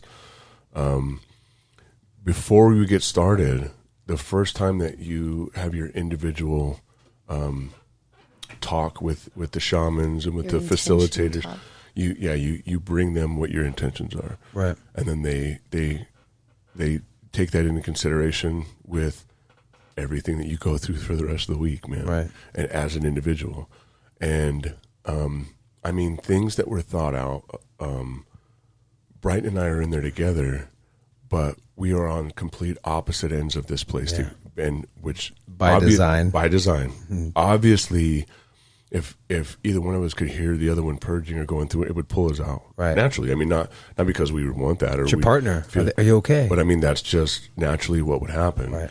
I mean, things like that were 100% thought out. And so you go through, your first experience with them individually is explaining your intentions, why you're here. Mm-hmm. Why are you here? What brought you to the plant medicines? And then you, as a group, go into your first ceremony. But the only thing we did as a group that wasn't an individual experience was the Wachum at the end. Absolutely. Yeah. Because even as a group, going into an ayahuasca ceremony, as this group, that by the 7 days, it's a very tight group. Totally. I mean, you're shitting, throwing up, the most crying vulnerable together. Every single bodily strangers. function is done together. Yeah. You're physically there together, but the spiritual journey is so separate. It's amazing what people will share. Oh my goodness, goodness, in such a small amount of time, and it's because of how close you get and how safe you feel. Absolutely. 100%. Right? That's what allows us to express. That's what allows us to integrate, in the moment and thereafter is, that receptiveness, of each other. It's like that's one of the most beautiful things about it, and it gives me, and personally, a lot of faith, in the ability to bring that type of community back home. Letting go of judgment. Yeah. Letting go of ego. Yeah. So letting go of your judgment of yourself. Yeah. And letting go of the judgment of those that are around you. I mean, that is the most judgment-free experience with strangers. Yeah. Absolutely. It's possible. Totally.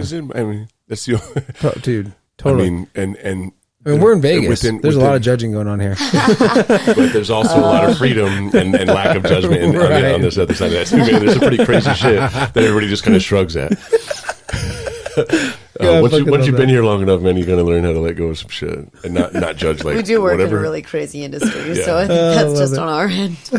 But yeah, so like I said, like you experience it, you go into this in a group setting, but even being within arm's reach of people all around you, you're on your own, man. You're on your own. You're going through your own journey. Yeah.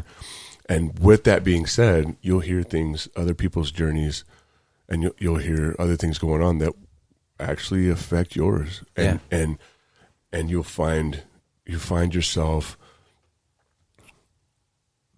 I found myself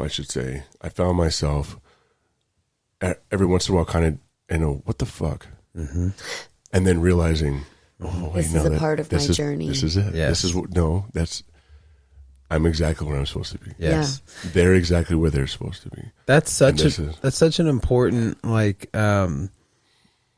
level of awareness, right? And awareness only gets us so far, right. But then acting on it makes all the difference, right? Because we can be aware and we can be mindful of certain things, but if we don't take action on it, like lean into what's next with that, like, okay, like I share that with you, dude. There was a second night, I was so frustrated, man. So frustrated. Like, what the fuck am I doing here? Like, my team's back in Arizona. Like, I'm letting them down right now by being here. I'm wasting my fucking time, not getting what I wanted out of here. And like, had to check myself. Yeah. I was like, wait a minute. Like, not to think like this. Right. Not to have expectations. Yeah. Like, who's talking right now? Right. And I'm literally in my head having a dialogue with myself, and I'm like, wait a minute, who am I talking to? Like, who am I having an argument with right now? Right. And it was that level of awareness that allowed me to act upon that. Right. And I did get up. I got up, went to the bathroom, kind of like shook it off a little bit, laid back down, and I was like, every single sound that's going on in here, every single person that's lighting their fucking lighters right in front of me, I was like, they're doing it. It's not that they're doing it intentionally, it's that it's intentionally happening for me. Though it's not happening to me, it's happening for me. Like Brian said, it's part of your journey, man. It 100% is part of the journey. I had the same kind of thing where I had told you about this the next morning, where things kind of ended abruptly for me and was short, and in my head I'm like, oh, what the fuck? This isn't what I came here for. We had similar experiences, like that first night. So the first night, The first night, maybe it was, I have it in my journal, but it was either the first night or second night when I kind of had that moment where I was like, what the fuck? This isn't what I came in for. Like, what happened to my breakthrough? Right. Where's my breakthrough? And then I got like a rush, and like it came over me, like, are you being present? And I was like, oh, being present in the moment. And your fucking face with that big old smile was right there going huge. And I even pointed in your direction. I was like, you're right, bro. Thank you. You're right. Thank you. Like I saw it. I remember awesome. but it was like that energy was right there, man, with me, with like huge. Awesome. Yeah. Huge, with a big grin on your face. Huge, bro. I'm visualizing. I can't help it. Yeah, it's awesome. You know, I shared similar. So like, you know, my intention going into it is show me what I cannot see. You know, I feel like it's kind of an open-ended intention, you know, show me what I cannot see. And so going into this, you know, I drank the ayahuasca, I sat down, I didn't purge it all that first night, you know, so it was then I was kind of nauseous the whole time, or like, you know, for a lot of the night. Everybody's going through their own thing. I'm trying to just MYOB, mind my own business, stay in my own zone. And, you know, I go internal. I love the 4 pillars that they had, you know, posture, what was it? Posture, breath, intention, Icaros, right? Like go through that series. That has stuck with me, and that really plays to that last day. It'll all tie it together. But I was going through that series, you know, okay, just correct my posture, sit up, focus on the breath, focus on the intention, like listen for the Icaros. And so there I am. And then I go into that, what I keep referring to as the DMT space. Like I go into that DMT space. I'm internal. If I open my eyes, I'm still here, you know, in the temple. But if I close my eyes, I go back into it. And I like that space. I'm like, awesome, you know, and I'm like, what the fuck? Like, show me what I cannot see. Exactly. I've seen this. Right, exactly. I've been here. Like, you know, and it's like, I didn't realize it then. I did the following day. I was like, man, you totally took that like for granted. Yeah. You know, like what a fucking special place to be. Exactly. Explore. Ask questions. Right? Get in dialogue with her. Get in dialogue with the spirit. You know, and I felt this presence over top, like to the right. And I didn't think much of it on the first day. It showed up again on the third day.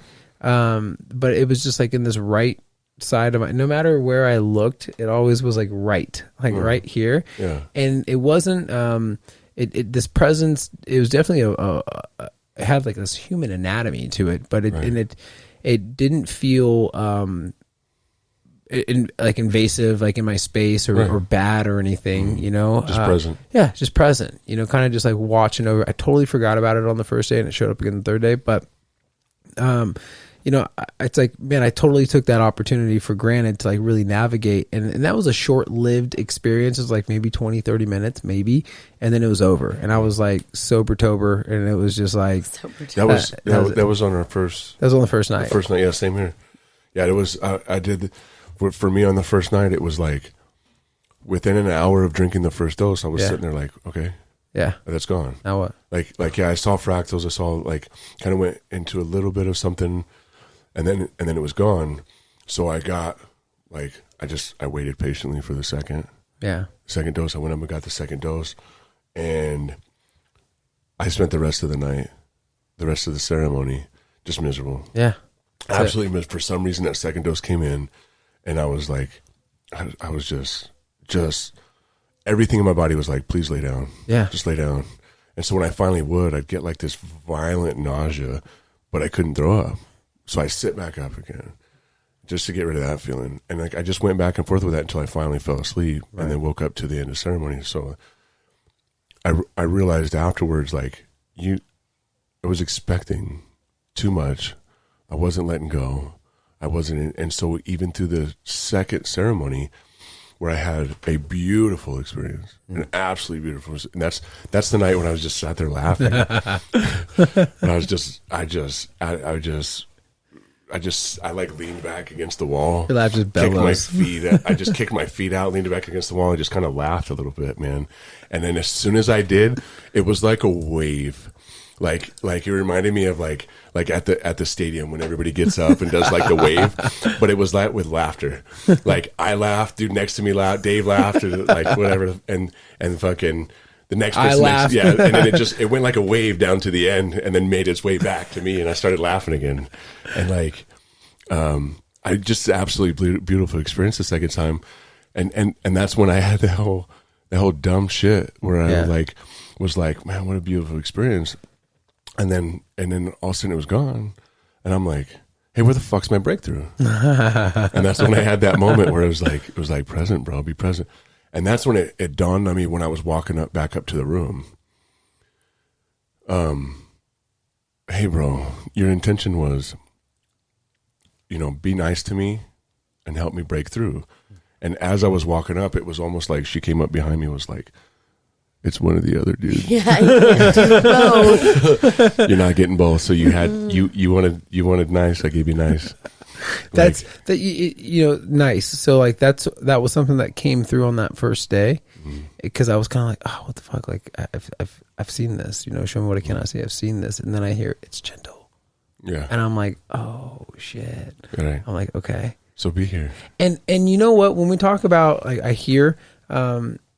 This is what John Vervaeke, he's a great guy on YouTube, but he talks about shamanism and the psychotechnology behind it, and it's like whether, whoever's listening wants to subscribe to actual listening to like, spirit speaking, or it's our own psychotechnology, like we're in dialogue with ourself, because sometimes I have a hard time delineating, and I think somebody said I don't remember who, if it was Theo or somebody else, or maybe it was what was his name, Chantu. He was like, ask ayahuasca to use a different voice, and on the second day, on the third day, and I don't want to jump around too far, but I had done that.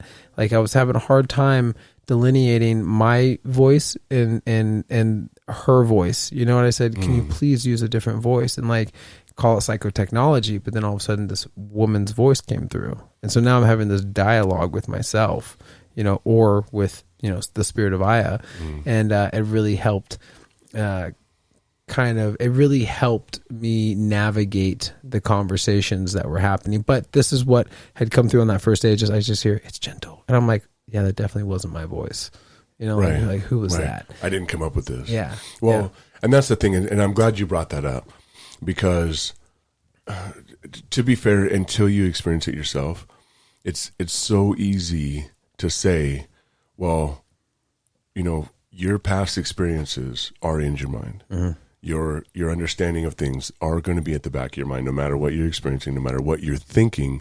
You can have ideas that are brought to you from your past, from whatever. It doesn't mean that there's another entity, there's something else talking to you. Until you experience, no, there's a consciousness that's not mine. There is a consciousness here, and it is absolutely not mine. Like you the difference between something that like you thought of or was given to you, which is like what I was talking to you guys about when I was explaining my third night, where I was struggling for a bit and realized that like, wait. It was like something came to me and was like basically like, hey, I didn't give you that. And it was a thought that I was having, and I was like, whoa, why is this coming to me? And right away it was like interruption, like, no, I didn't give that to you. And I'm like, oh wait, so I need to pay attention. Like, did I create this, or was it a thought? Right. It was a thought that was presented to me. And there's a complete difference, man. There's absolutely a difference between the thoughts that you create in your mind that lead to emotions, that give you feelings about things, which make it seem real. Right. But it's not. Right. It's just a thought that gave you a feeling. It doesn't mean it's real. That's all it is. To something that was given to you. Right. Something that came to you, that was presented to you. Like sometimes a creativity idea that we do for video, or that we do for something, that was handed to me, man. Right. Like as much as I, was like, I was being very creative. Like opened up to the sirens that like in that book, The War of Art, he talks about, the sirens have opened up for you and have given you, like, once you get in the habit of doing that, like you sometimes when you're just kind of like, how the fuck did I come up with that? And like, when we get in the state of meditation or stillness, doesn't have to be sitting with your legs crossed and the almond and the fingerprint. Fuck that. Just sitting in stillness, right? What happens is in most people's situations is that they get overwhelmed with thought, right? And it's hard, like, oh, I can't settle my mind down. I can't settle my mind down. That's not what meditation is. It's not about silencing the mind. Like, good fucking luck, and let me know if you figure that out. Yeah. You know, I would love to do that. Right. But what you can do with the breath, slowing down and focusing on the breath, it allows your thoughts to pass by literally just like clouds or like cars passing by on a highway, just one at a time. It's like, that's exactly like what's his name says on the guy from the guy that has the app, the meditation app. What's his name? Sam Harris. It's not Sam Harris, is it? The one that has that is it Headspace? Headspace. Yes. Headspace app. Headspace is awesome. So that guy talks about that's how he talks about it. It's same exactly what you said, just like a cloud. Like stop, look at it, like it's there. Watch it recognize change. It's not you. Right. It's something you can stop and look at. Right. And let it blow away. And Sam Harris talks about, we are not our thoughts, we are the observer of our thoughts. And the sooner we can realize that we are not our thoughts and our thoughts do not make us, the better off we'll be, and the more the more capable we'll become of taking action on those thoughts, or if it even requires action, right? Like these creative thoughts that seem to just arise, right? And what naturally arises will naturally be freed, right? So if it's a thought that naturally arises that makes you feel uncomfortable, well, don't cling to it. Yeah. If it naturally Look at it arises for what it is. It's naturally going to be free. Let it pass by. Yeah. And it's the same thing with those feelings, with feelings. Yes. It goes deeper into that. So not only are your thoughts things, but these feelings are as well. I mean, you have these emotions that come up from things. You don't have to identify with this emotion but that's what we say. I am this. Yes. I am that. Not, okay, I'm experiencing this right now. And then you can look at this sadness and recognize it, look at it like, I know you. Yep. I know where you come from. I know why you're here. But I am not sad. I am not sad. I mean, that's just a whole other breakthrough. I believe that's where the separation of the soul begins. Is it happens from a traumatic incident at a very young age, or usually after the age of by the age of 3 or 4, we start to identify with things. I am Superman. I am Batman. I am Wonder Woman. Well, I believe that a lot of that's taught to us too. It's absolutely, and it's not like. It's not like there's a negative connotation to be associated with it. I don't think anybody had ill will by doing that. Absolutely. And that is when we start to identify with things. And when we start to identify with things, we lose that connection with our soul, because our soul is who we are, And I believe the purpose of the soul is, this is my own belief on life. My belief on life is to be remembered with source, right? To remember yourself with source. So walk everybody through a metaphor again. I love this one. And so I tried to, explain this to my mom. And so I like to use metaphors, because I not just with my mom, I think it's just the way we comprehend things. Images. I'm with you. Right? 100%. Yeah. And so imagine a big body of water. And it's like, we'll call it an ocean, just a big body of water. And it's the beginning of time. And something happened. I don't know what happened. Okay. Call it Big Bang. We don't have to, but call it whatever happened. Some type of cataclysmic event. And it caused something to splash into the water, right? If I take a rock and I hold it over a pond and the water's very still and I drop the rock, it's going to bloop and it's going to, water's going to splash up. Right? So we've got this big body of water, something drops into the water, and this little droplet comes from the body of water, right? Are the droplet and the body of water different? The water, the droplet of water is of the body of water, right? So there's that expression like, you're an ocean and a droplet of water, right? A drop in this, right. And so this drop of water and this body of water are two in the same. We'll just call the body source, right? God, source, creator, creative energy. Something happened that separated us. right? Something cataclysmic happened, and now you are this droplet that came from the source. And that time that space in between this body and that droplet, we'll call that time. And throughout all that time, evolution, whatever, we've slowly forgotten and been dismembered or from source. And so I believe the purpose of connecting with the soul is so that we can remember ourselves with source and come back to that body of water. It's kind of like I take a bucket of water and I scoop it out of the ocean and I walk away. That water's not different than the ocean water. It's just now given a shape. It's put into a container. This meat suit, it's now contained. Right. So that's just my own philosophy on what I believe the purpose of the soul is to be remembered. And we all have, different ways of getting there. Yeah. Getting back to it. But you know what's funny, man, is a lot of people that have these experiences with plant medicines and with meditation and with these altered states, right? Have very similar ideas. Because a lot of times, isn't that fascinating? A lot of times, the experience brings you into an understanding, especially like with plant medicines, for example. I can't tell you how many times people come from an experience with plant medicines and talk about how everything is from the same thing. Yeah. We are all part of the same energy. We're all part of, there's an understanding of coming out of plant medicines, or coming out of a psychedelic experience, a deep psychedelic experiences. Almost every time somebody has something to say about how everything is one. Yeah. Everything is connected from one source. And so, again, our body knows that. well, so innate intelligence. So whether knows it's that. like you said, as we evolve and move further away from it, whatever that take is, versus we cycle into the water and back into this, and cycle in, maybe that's just to create, just to experience. And so with that understanding, we if our soul or whoever we are, or consciousness or whatever this is that is running this meat suit, like you said, is just pulled from this source energy and put into this, there's this greater part of us that we're still connected to, right? But there's just somehow brought into this time space reality that we're experiencing, and then we'll leave and go back and be a part of that source energy again. We'll be remembered, and you kind of just come into experience and go out, and come into experience and go out, and that's. I believe the purpose of that, I believe the purpose of that, the purpose of these plant medicines and crossing over into the state of Barto, or crossing over into this quantum space, or wherever it is that we go, right?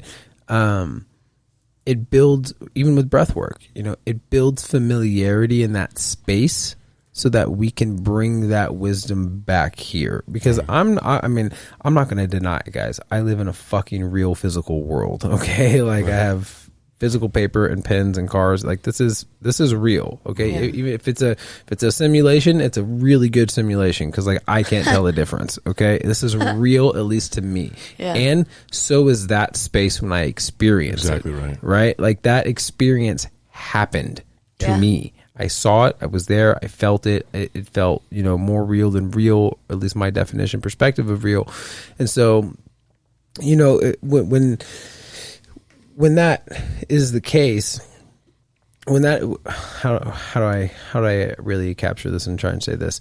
That experience is real no matter what. And so, whether it be plant medicines, whether it be the somatic nervous or breath work that brings us there, when we cross over into there, it allows us to build and develop this relationship of familiarity in that space so that we can bring it back here. And I think every time we visit that space and bring some of that back here, it allows us to navigate this physical reality a little bit better. It allows us to show up better. So you have an understanding of that connection. Yeah. And when you understand your connection with these things, you're able to let go of your disconnection, which is so you're able to let go of your judgments, this judgment, ego, things like this.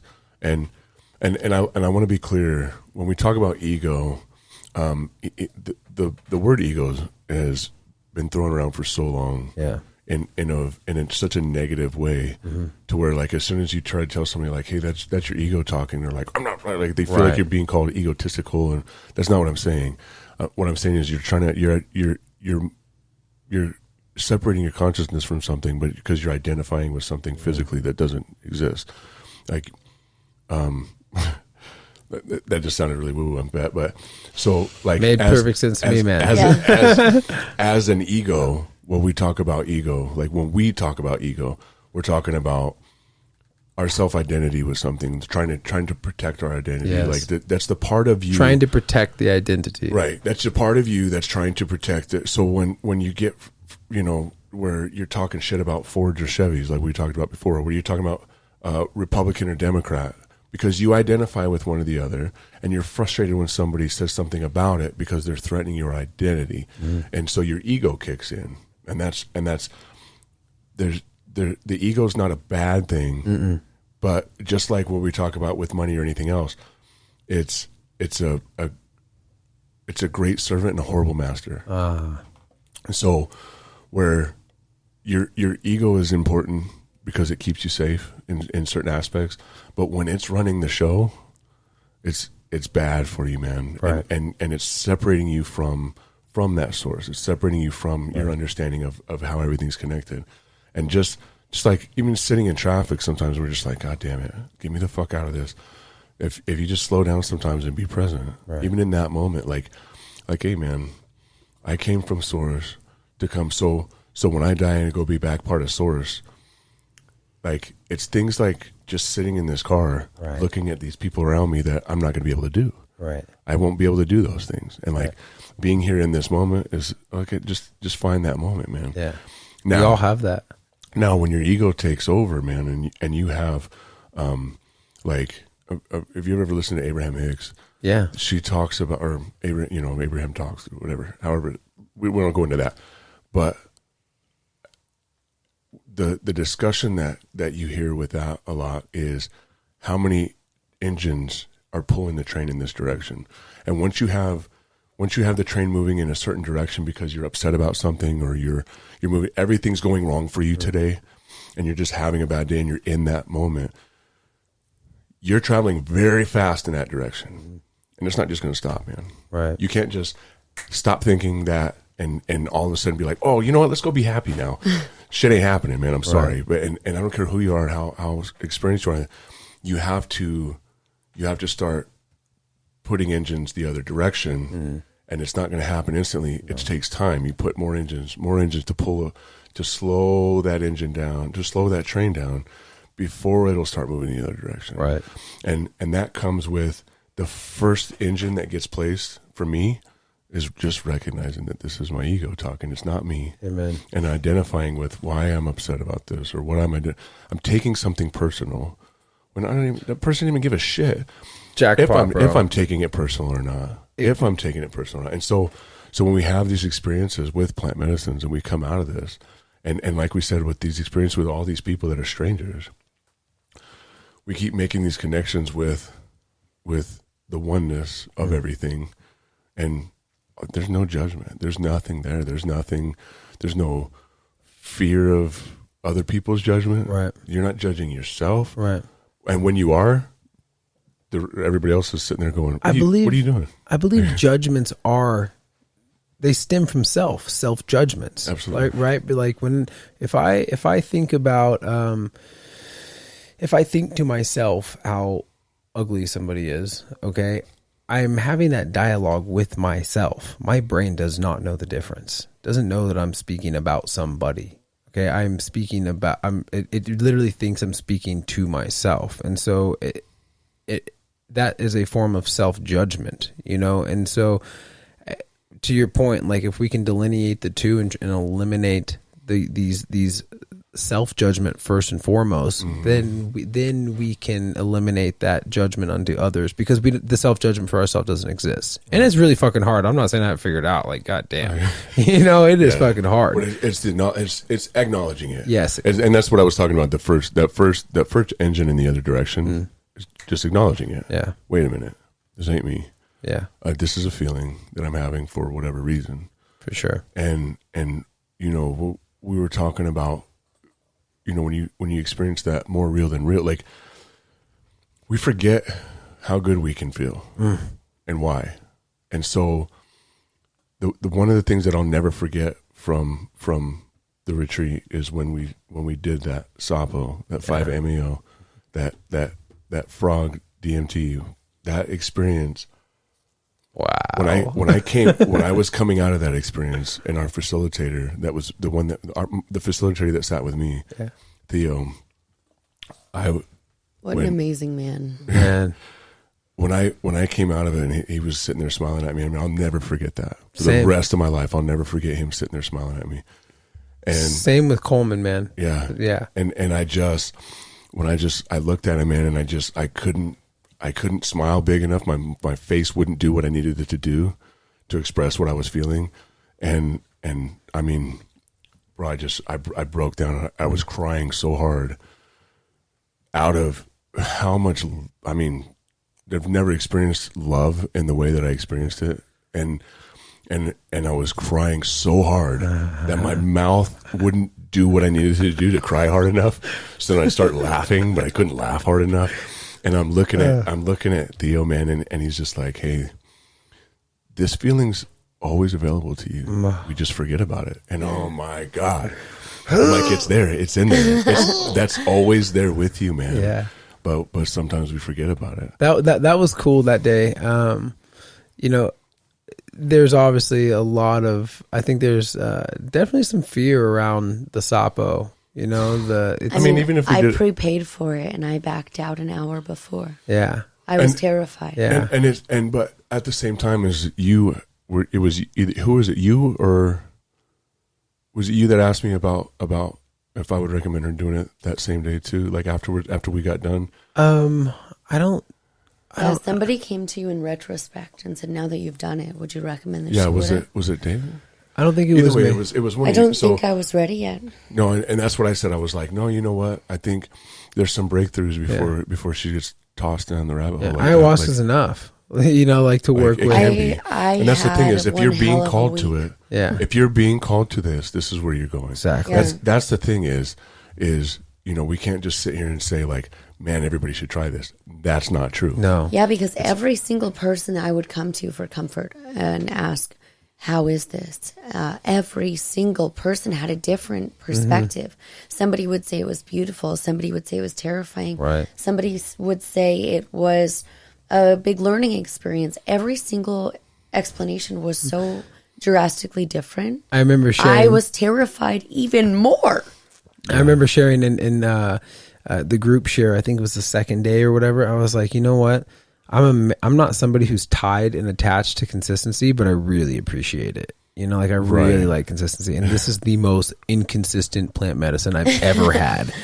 Feel nothing, and then you feel something, and then you don't throw up this day, and then you throw up this day, and then it's like nausea, back and forth. And to what you just said, like it's so inconsistent because we're all unique. We're all stars, right? We all have our own shape. We're all snowflakes. And the medicine will do what you need it to do personally. It's not Well, just a blanket fix. If it's what you're ready for. Yeah. Right.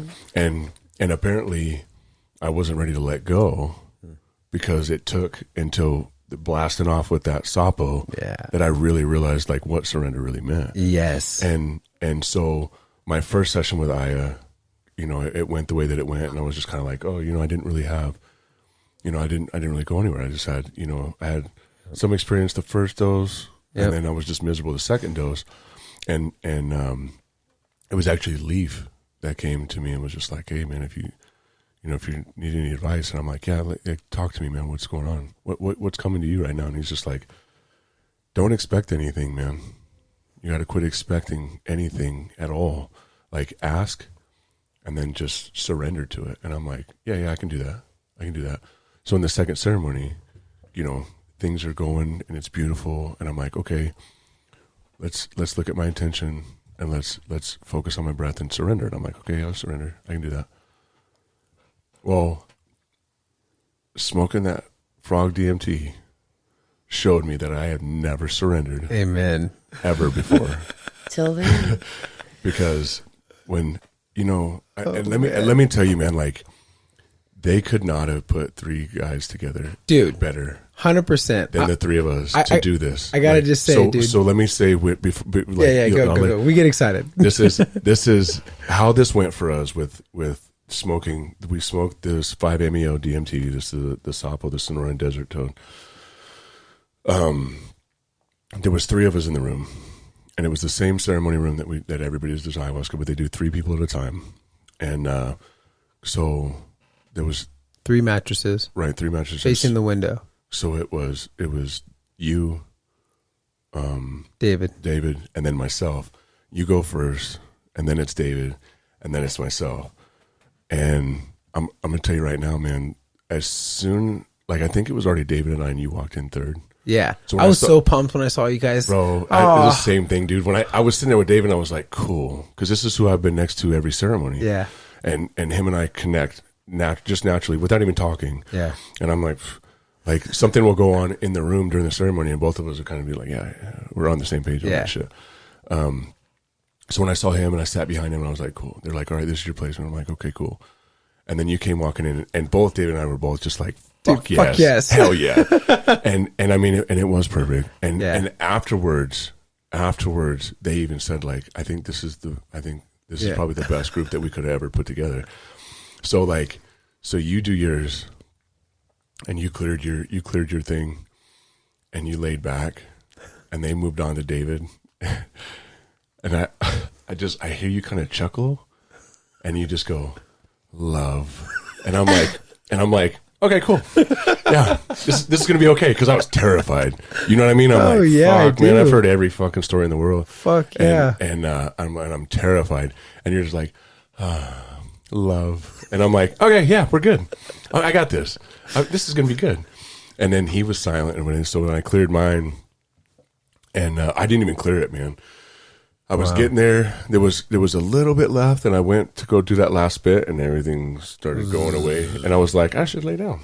So I lay back, and I remember feeling my body exhale, but I wasn't. Yeah, I was separate from that. Yep. But I felt it and I heard it. Yep. And I was like, oh, I didn't do that. I was like, oh, I'm not there for that. And then boom, just straight terror. I felt just terror all through me. And I remembered, like, okay, go to your breath. So go to your breath. Surrender. I'm like, okay, so I relax, surrender. I'm surrendering. Boom, it got worse. More terror. And I'm like, holy fuck. So being, analytical and trying to figure out, like, what are you scared of, bro? Break it down. What are you actually scared of? Try to figure. That wasn't helping at all. That was making it worse. So I was like, okay, dipshit, go to your breath. Relax. Surrender to it, man. Surrender to it. And I'm like, okay, man, I'm surrendering. So breathe, focus on my breath. I can feel it. I feel what's going on. And then it was like every cell of my body felt melted terror and just deeper terror. Fuck. It got worse. Really? So I'm like, what the fuck? Like, what else can I do? I'm like, I'm surrendering, man. And then, so there was that split second where I'm like, can you stop this ride so I can get off? Like, I don't want to do this anymore.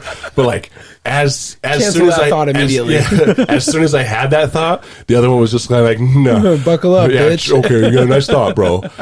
And it was like, bro, what are you here for? This is what you're here for. And so when I finally was like, you know what? Fuck it. And I'm like, I give up. Do whatever you want then. I'm dead. Then just do whatever you want. I don't even care. Make it worse. Do whatever you want. And as soon as I did that, bro, it was like the most amazing wash over me. And it was like that came from my 2 ceremonies before it finally came over and was like, hey, that's surrender. Exactly. That's surrender. So like this whole time that I'm like, okay, I'm surrendering. It was like, I wasn't surrendering. I was like, yeah, I'll relax and I'll be right here until you get fucking sideways. You know what I mean? Like I was still I was like relaxing, and I'm like, okay, I'll surrender. But I was like, I was doing it with my gun still arm's reach away. Yeah. You know what I mean? Yeah. And that aspect of it. And to where when I finally was like, fuck it, do whatever you want. I don't even care. Just do whatever you want then. That was surrender. That was it. I gave in. I fully gave in. And it washed over me in the most intense amount of love that that could possibly exist, man. It was like swelling up. Yeah. And your cells are bursting with it. And I was just like, wow, and I swear to God, like that's what it like hit me in the face. Like, hey, so you know, that's surrender, dude. That's what I brought you here for. Yeah. And it came over me so hard, man, that I was just like, like I said, man, I was like bawling. And it was the best. I got to witness it. Yeah, it was the best. Like at all, it went from bawling to just hysterical laughter to bawling to hysterical laughter, and then I felt myself like kind of like rub my forehead. I'm like, oh, like okay, so let my hands do whatever they're gonna do. They were just naturally doing that, and then they did it across my chest, like they were kind of like peeling, and I'm like, shedding. What am I doing? And I would do that, and then I felt this like, oh man, I felt this huge like relief, and I was like, oh, that's nice.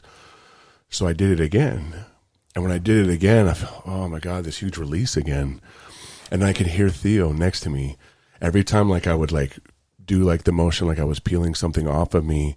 I could hear him going, like blowing it off, helping blow it away, whatever I was peeling off. Until I got to like, I still wasn't quite there. Like I was kind of in and out. And I started kind of just like almost getting excited about peeling shit off of me, man. Like just like, and I started seeing like this fresh, like baby skin, not like I was a baby, but just like this fresh skin. And that's when I just started bawling again, dude. Like, oh my God, this is what this is all for. Like, this is letting go. And I let go of all this shit, all these layers of shit, man.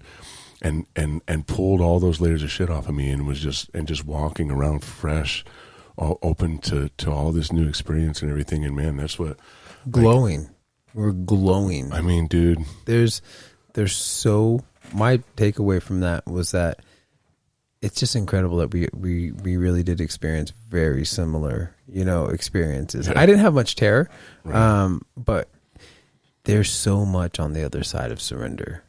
Like truly so much on the other side of surrender, and that translates to these day-to-day just encounters that we have with anybody. It's like we have to ask ourselves, like, common cliche question, like what's in control and what's out of control, and what's out of control, what can you do about it? Like truly, one, we can bitch about it. That's not going to do anything at all. We can meet it with aversion. We're just going to have resistance, like two magnets. And you just fight yourself. You're just fighting yourself, if not fighting somebody else, or we can surrender to it and really submit to the grace, right? And the trust. This is where true trust comes into play.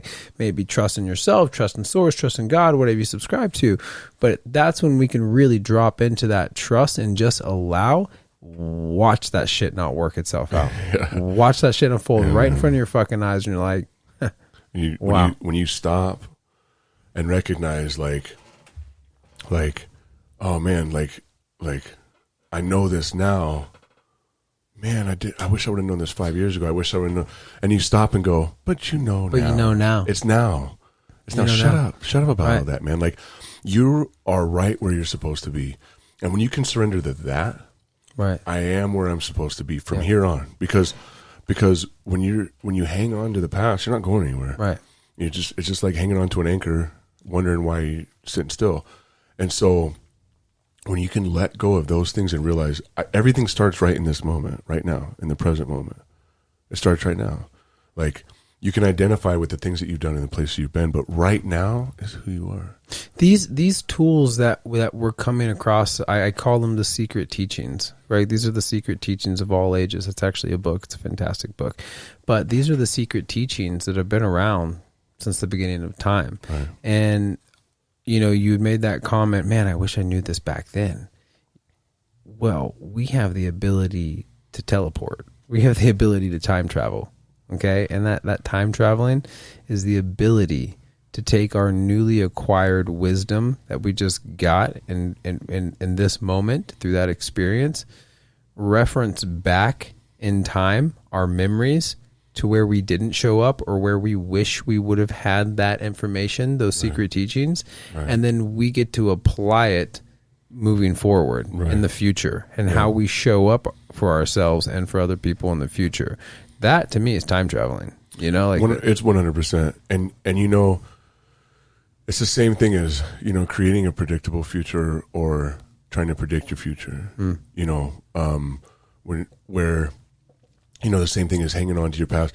When I've said, even before plant medicines, before learning about a lot of these things, like I had learned somehow that, you know, if something happens to you and it's this, and you take it as this negative experience, the best thing that you can do is find, there's a coin in there somewhere.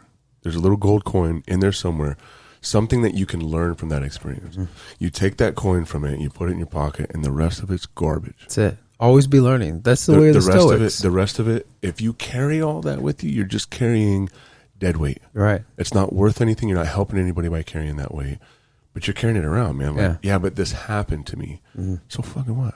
Right. So Happened for you. learn something from it. There's like in all that shit, you can find that little gold coin. Find the lesson and put it in your pocket and move away from that Amen, shit. Shake man. it off, man. Get it off you.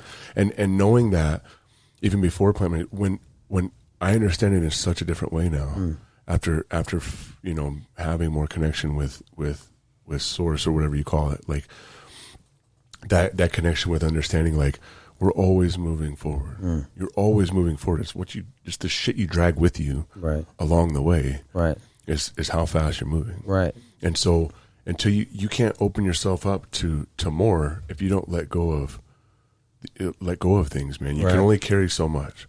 And you can't pick up new things if you're still carrying shit from the past. We have to drop off that emotional debris. That's it. Right? Like get rid of that emotional debris to allow us to be receptive. But again, like I said before, the first step in that is acknowledging it. Yeah. You have to acknowledge it. Absolutely. You have to see it for what it is. Because if not, you don't know you're carrying shit.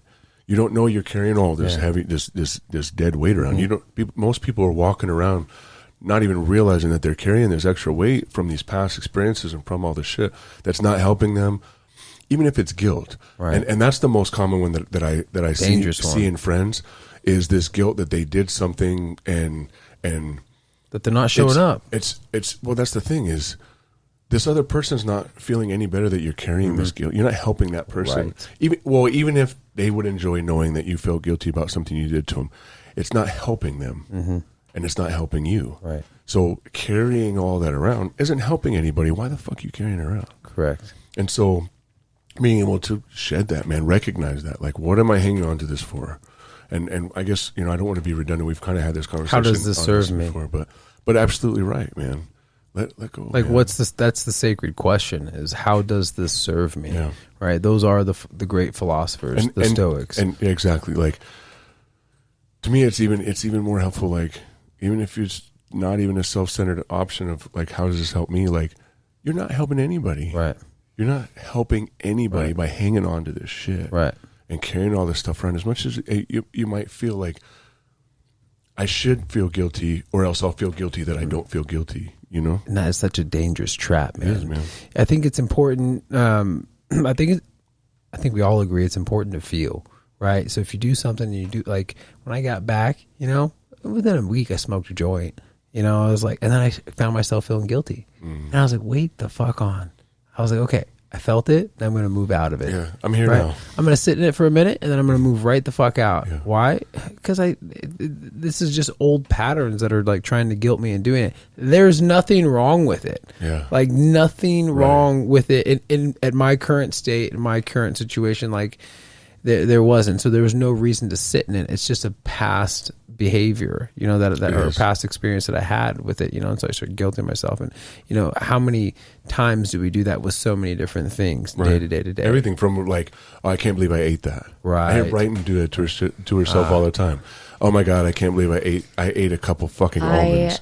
Like, I'm like, because she's got a competition coming up. Right. So she's on a specific diet. So then she like, I eat an almond and I hate myself. she's like, ate a couple almonds. And No, I'm like, Brighton. And No. I'm like, Shame babe. on me. Babe, that- It shows up in my Feel any abs. shame. But at the same time, you're here now with Right. that. This is so okay. You did that. Now start. Yeah. Start here. Yeah. Start right now. Yep. That's all we can do. That's it, man. That's all we can do. I'll say that the Sapo. How are we on time? Is it? We are well over 2 hours. I think maybe do a part 2. Holy smokes! Yeah. Okay. Yeah, maybe. Okay. I think that this would be very beneficial to do a part 2 Oh, because my. I know that this could go on, and I don't want anyone to feel rushed. I want it to be a passionate Yeah. explanation because there's so much good stuff to cover. For sure. So maybe we should potentially. That's your guys' call. I'm more than happy to have you back for a part 2. I would love to. Sure. You have your podcast. You're going to start again. Yep. Because you changed it up, so it's going to start new, right? Yep, it was Know Your Dose podcast. We're on all the platforms. That's how you can find us. Know Your Dose podcast.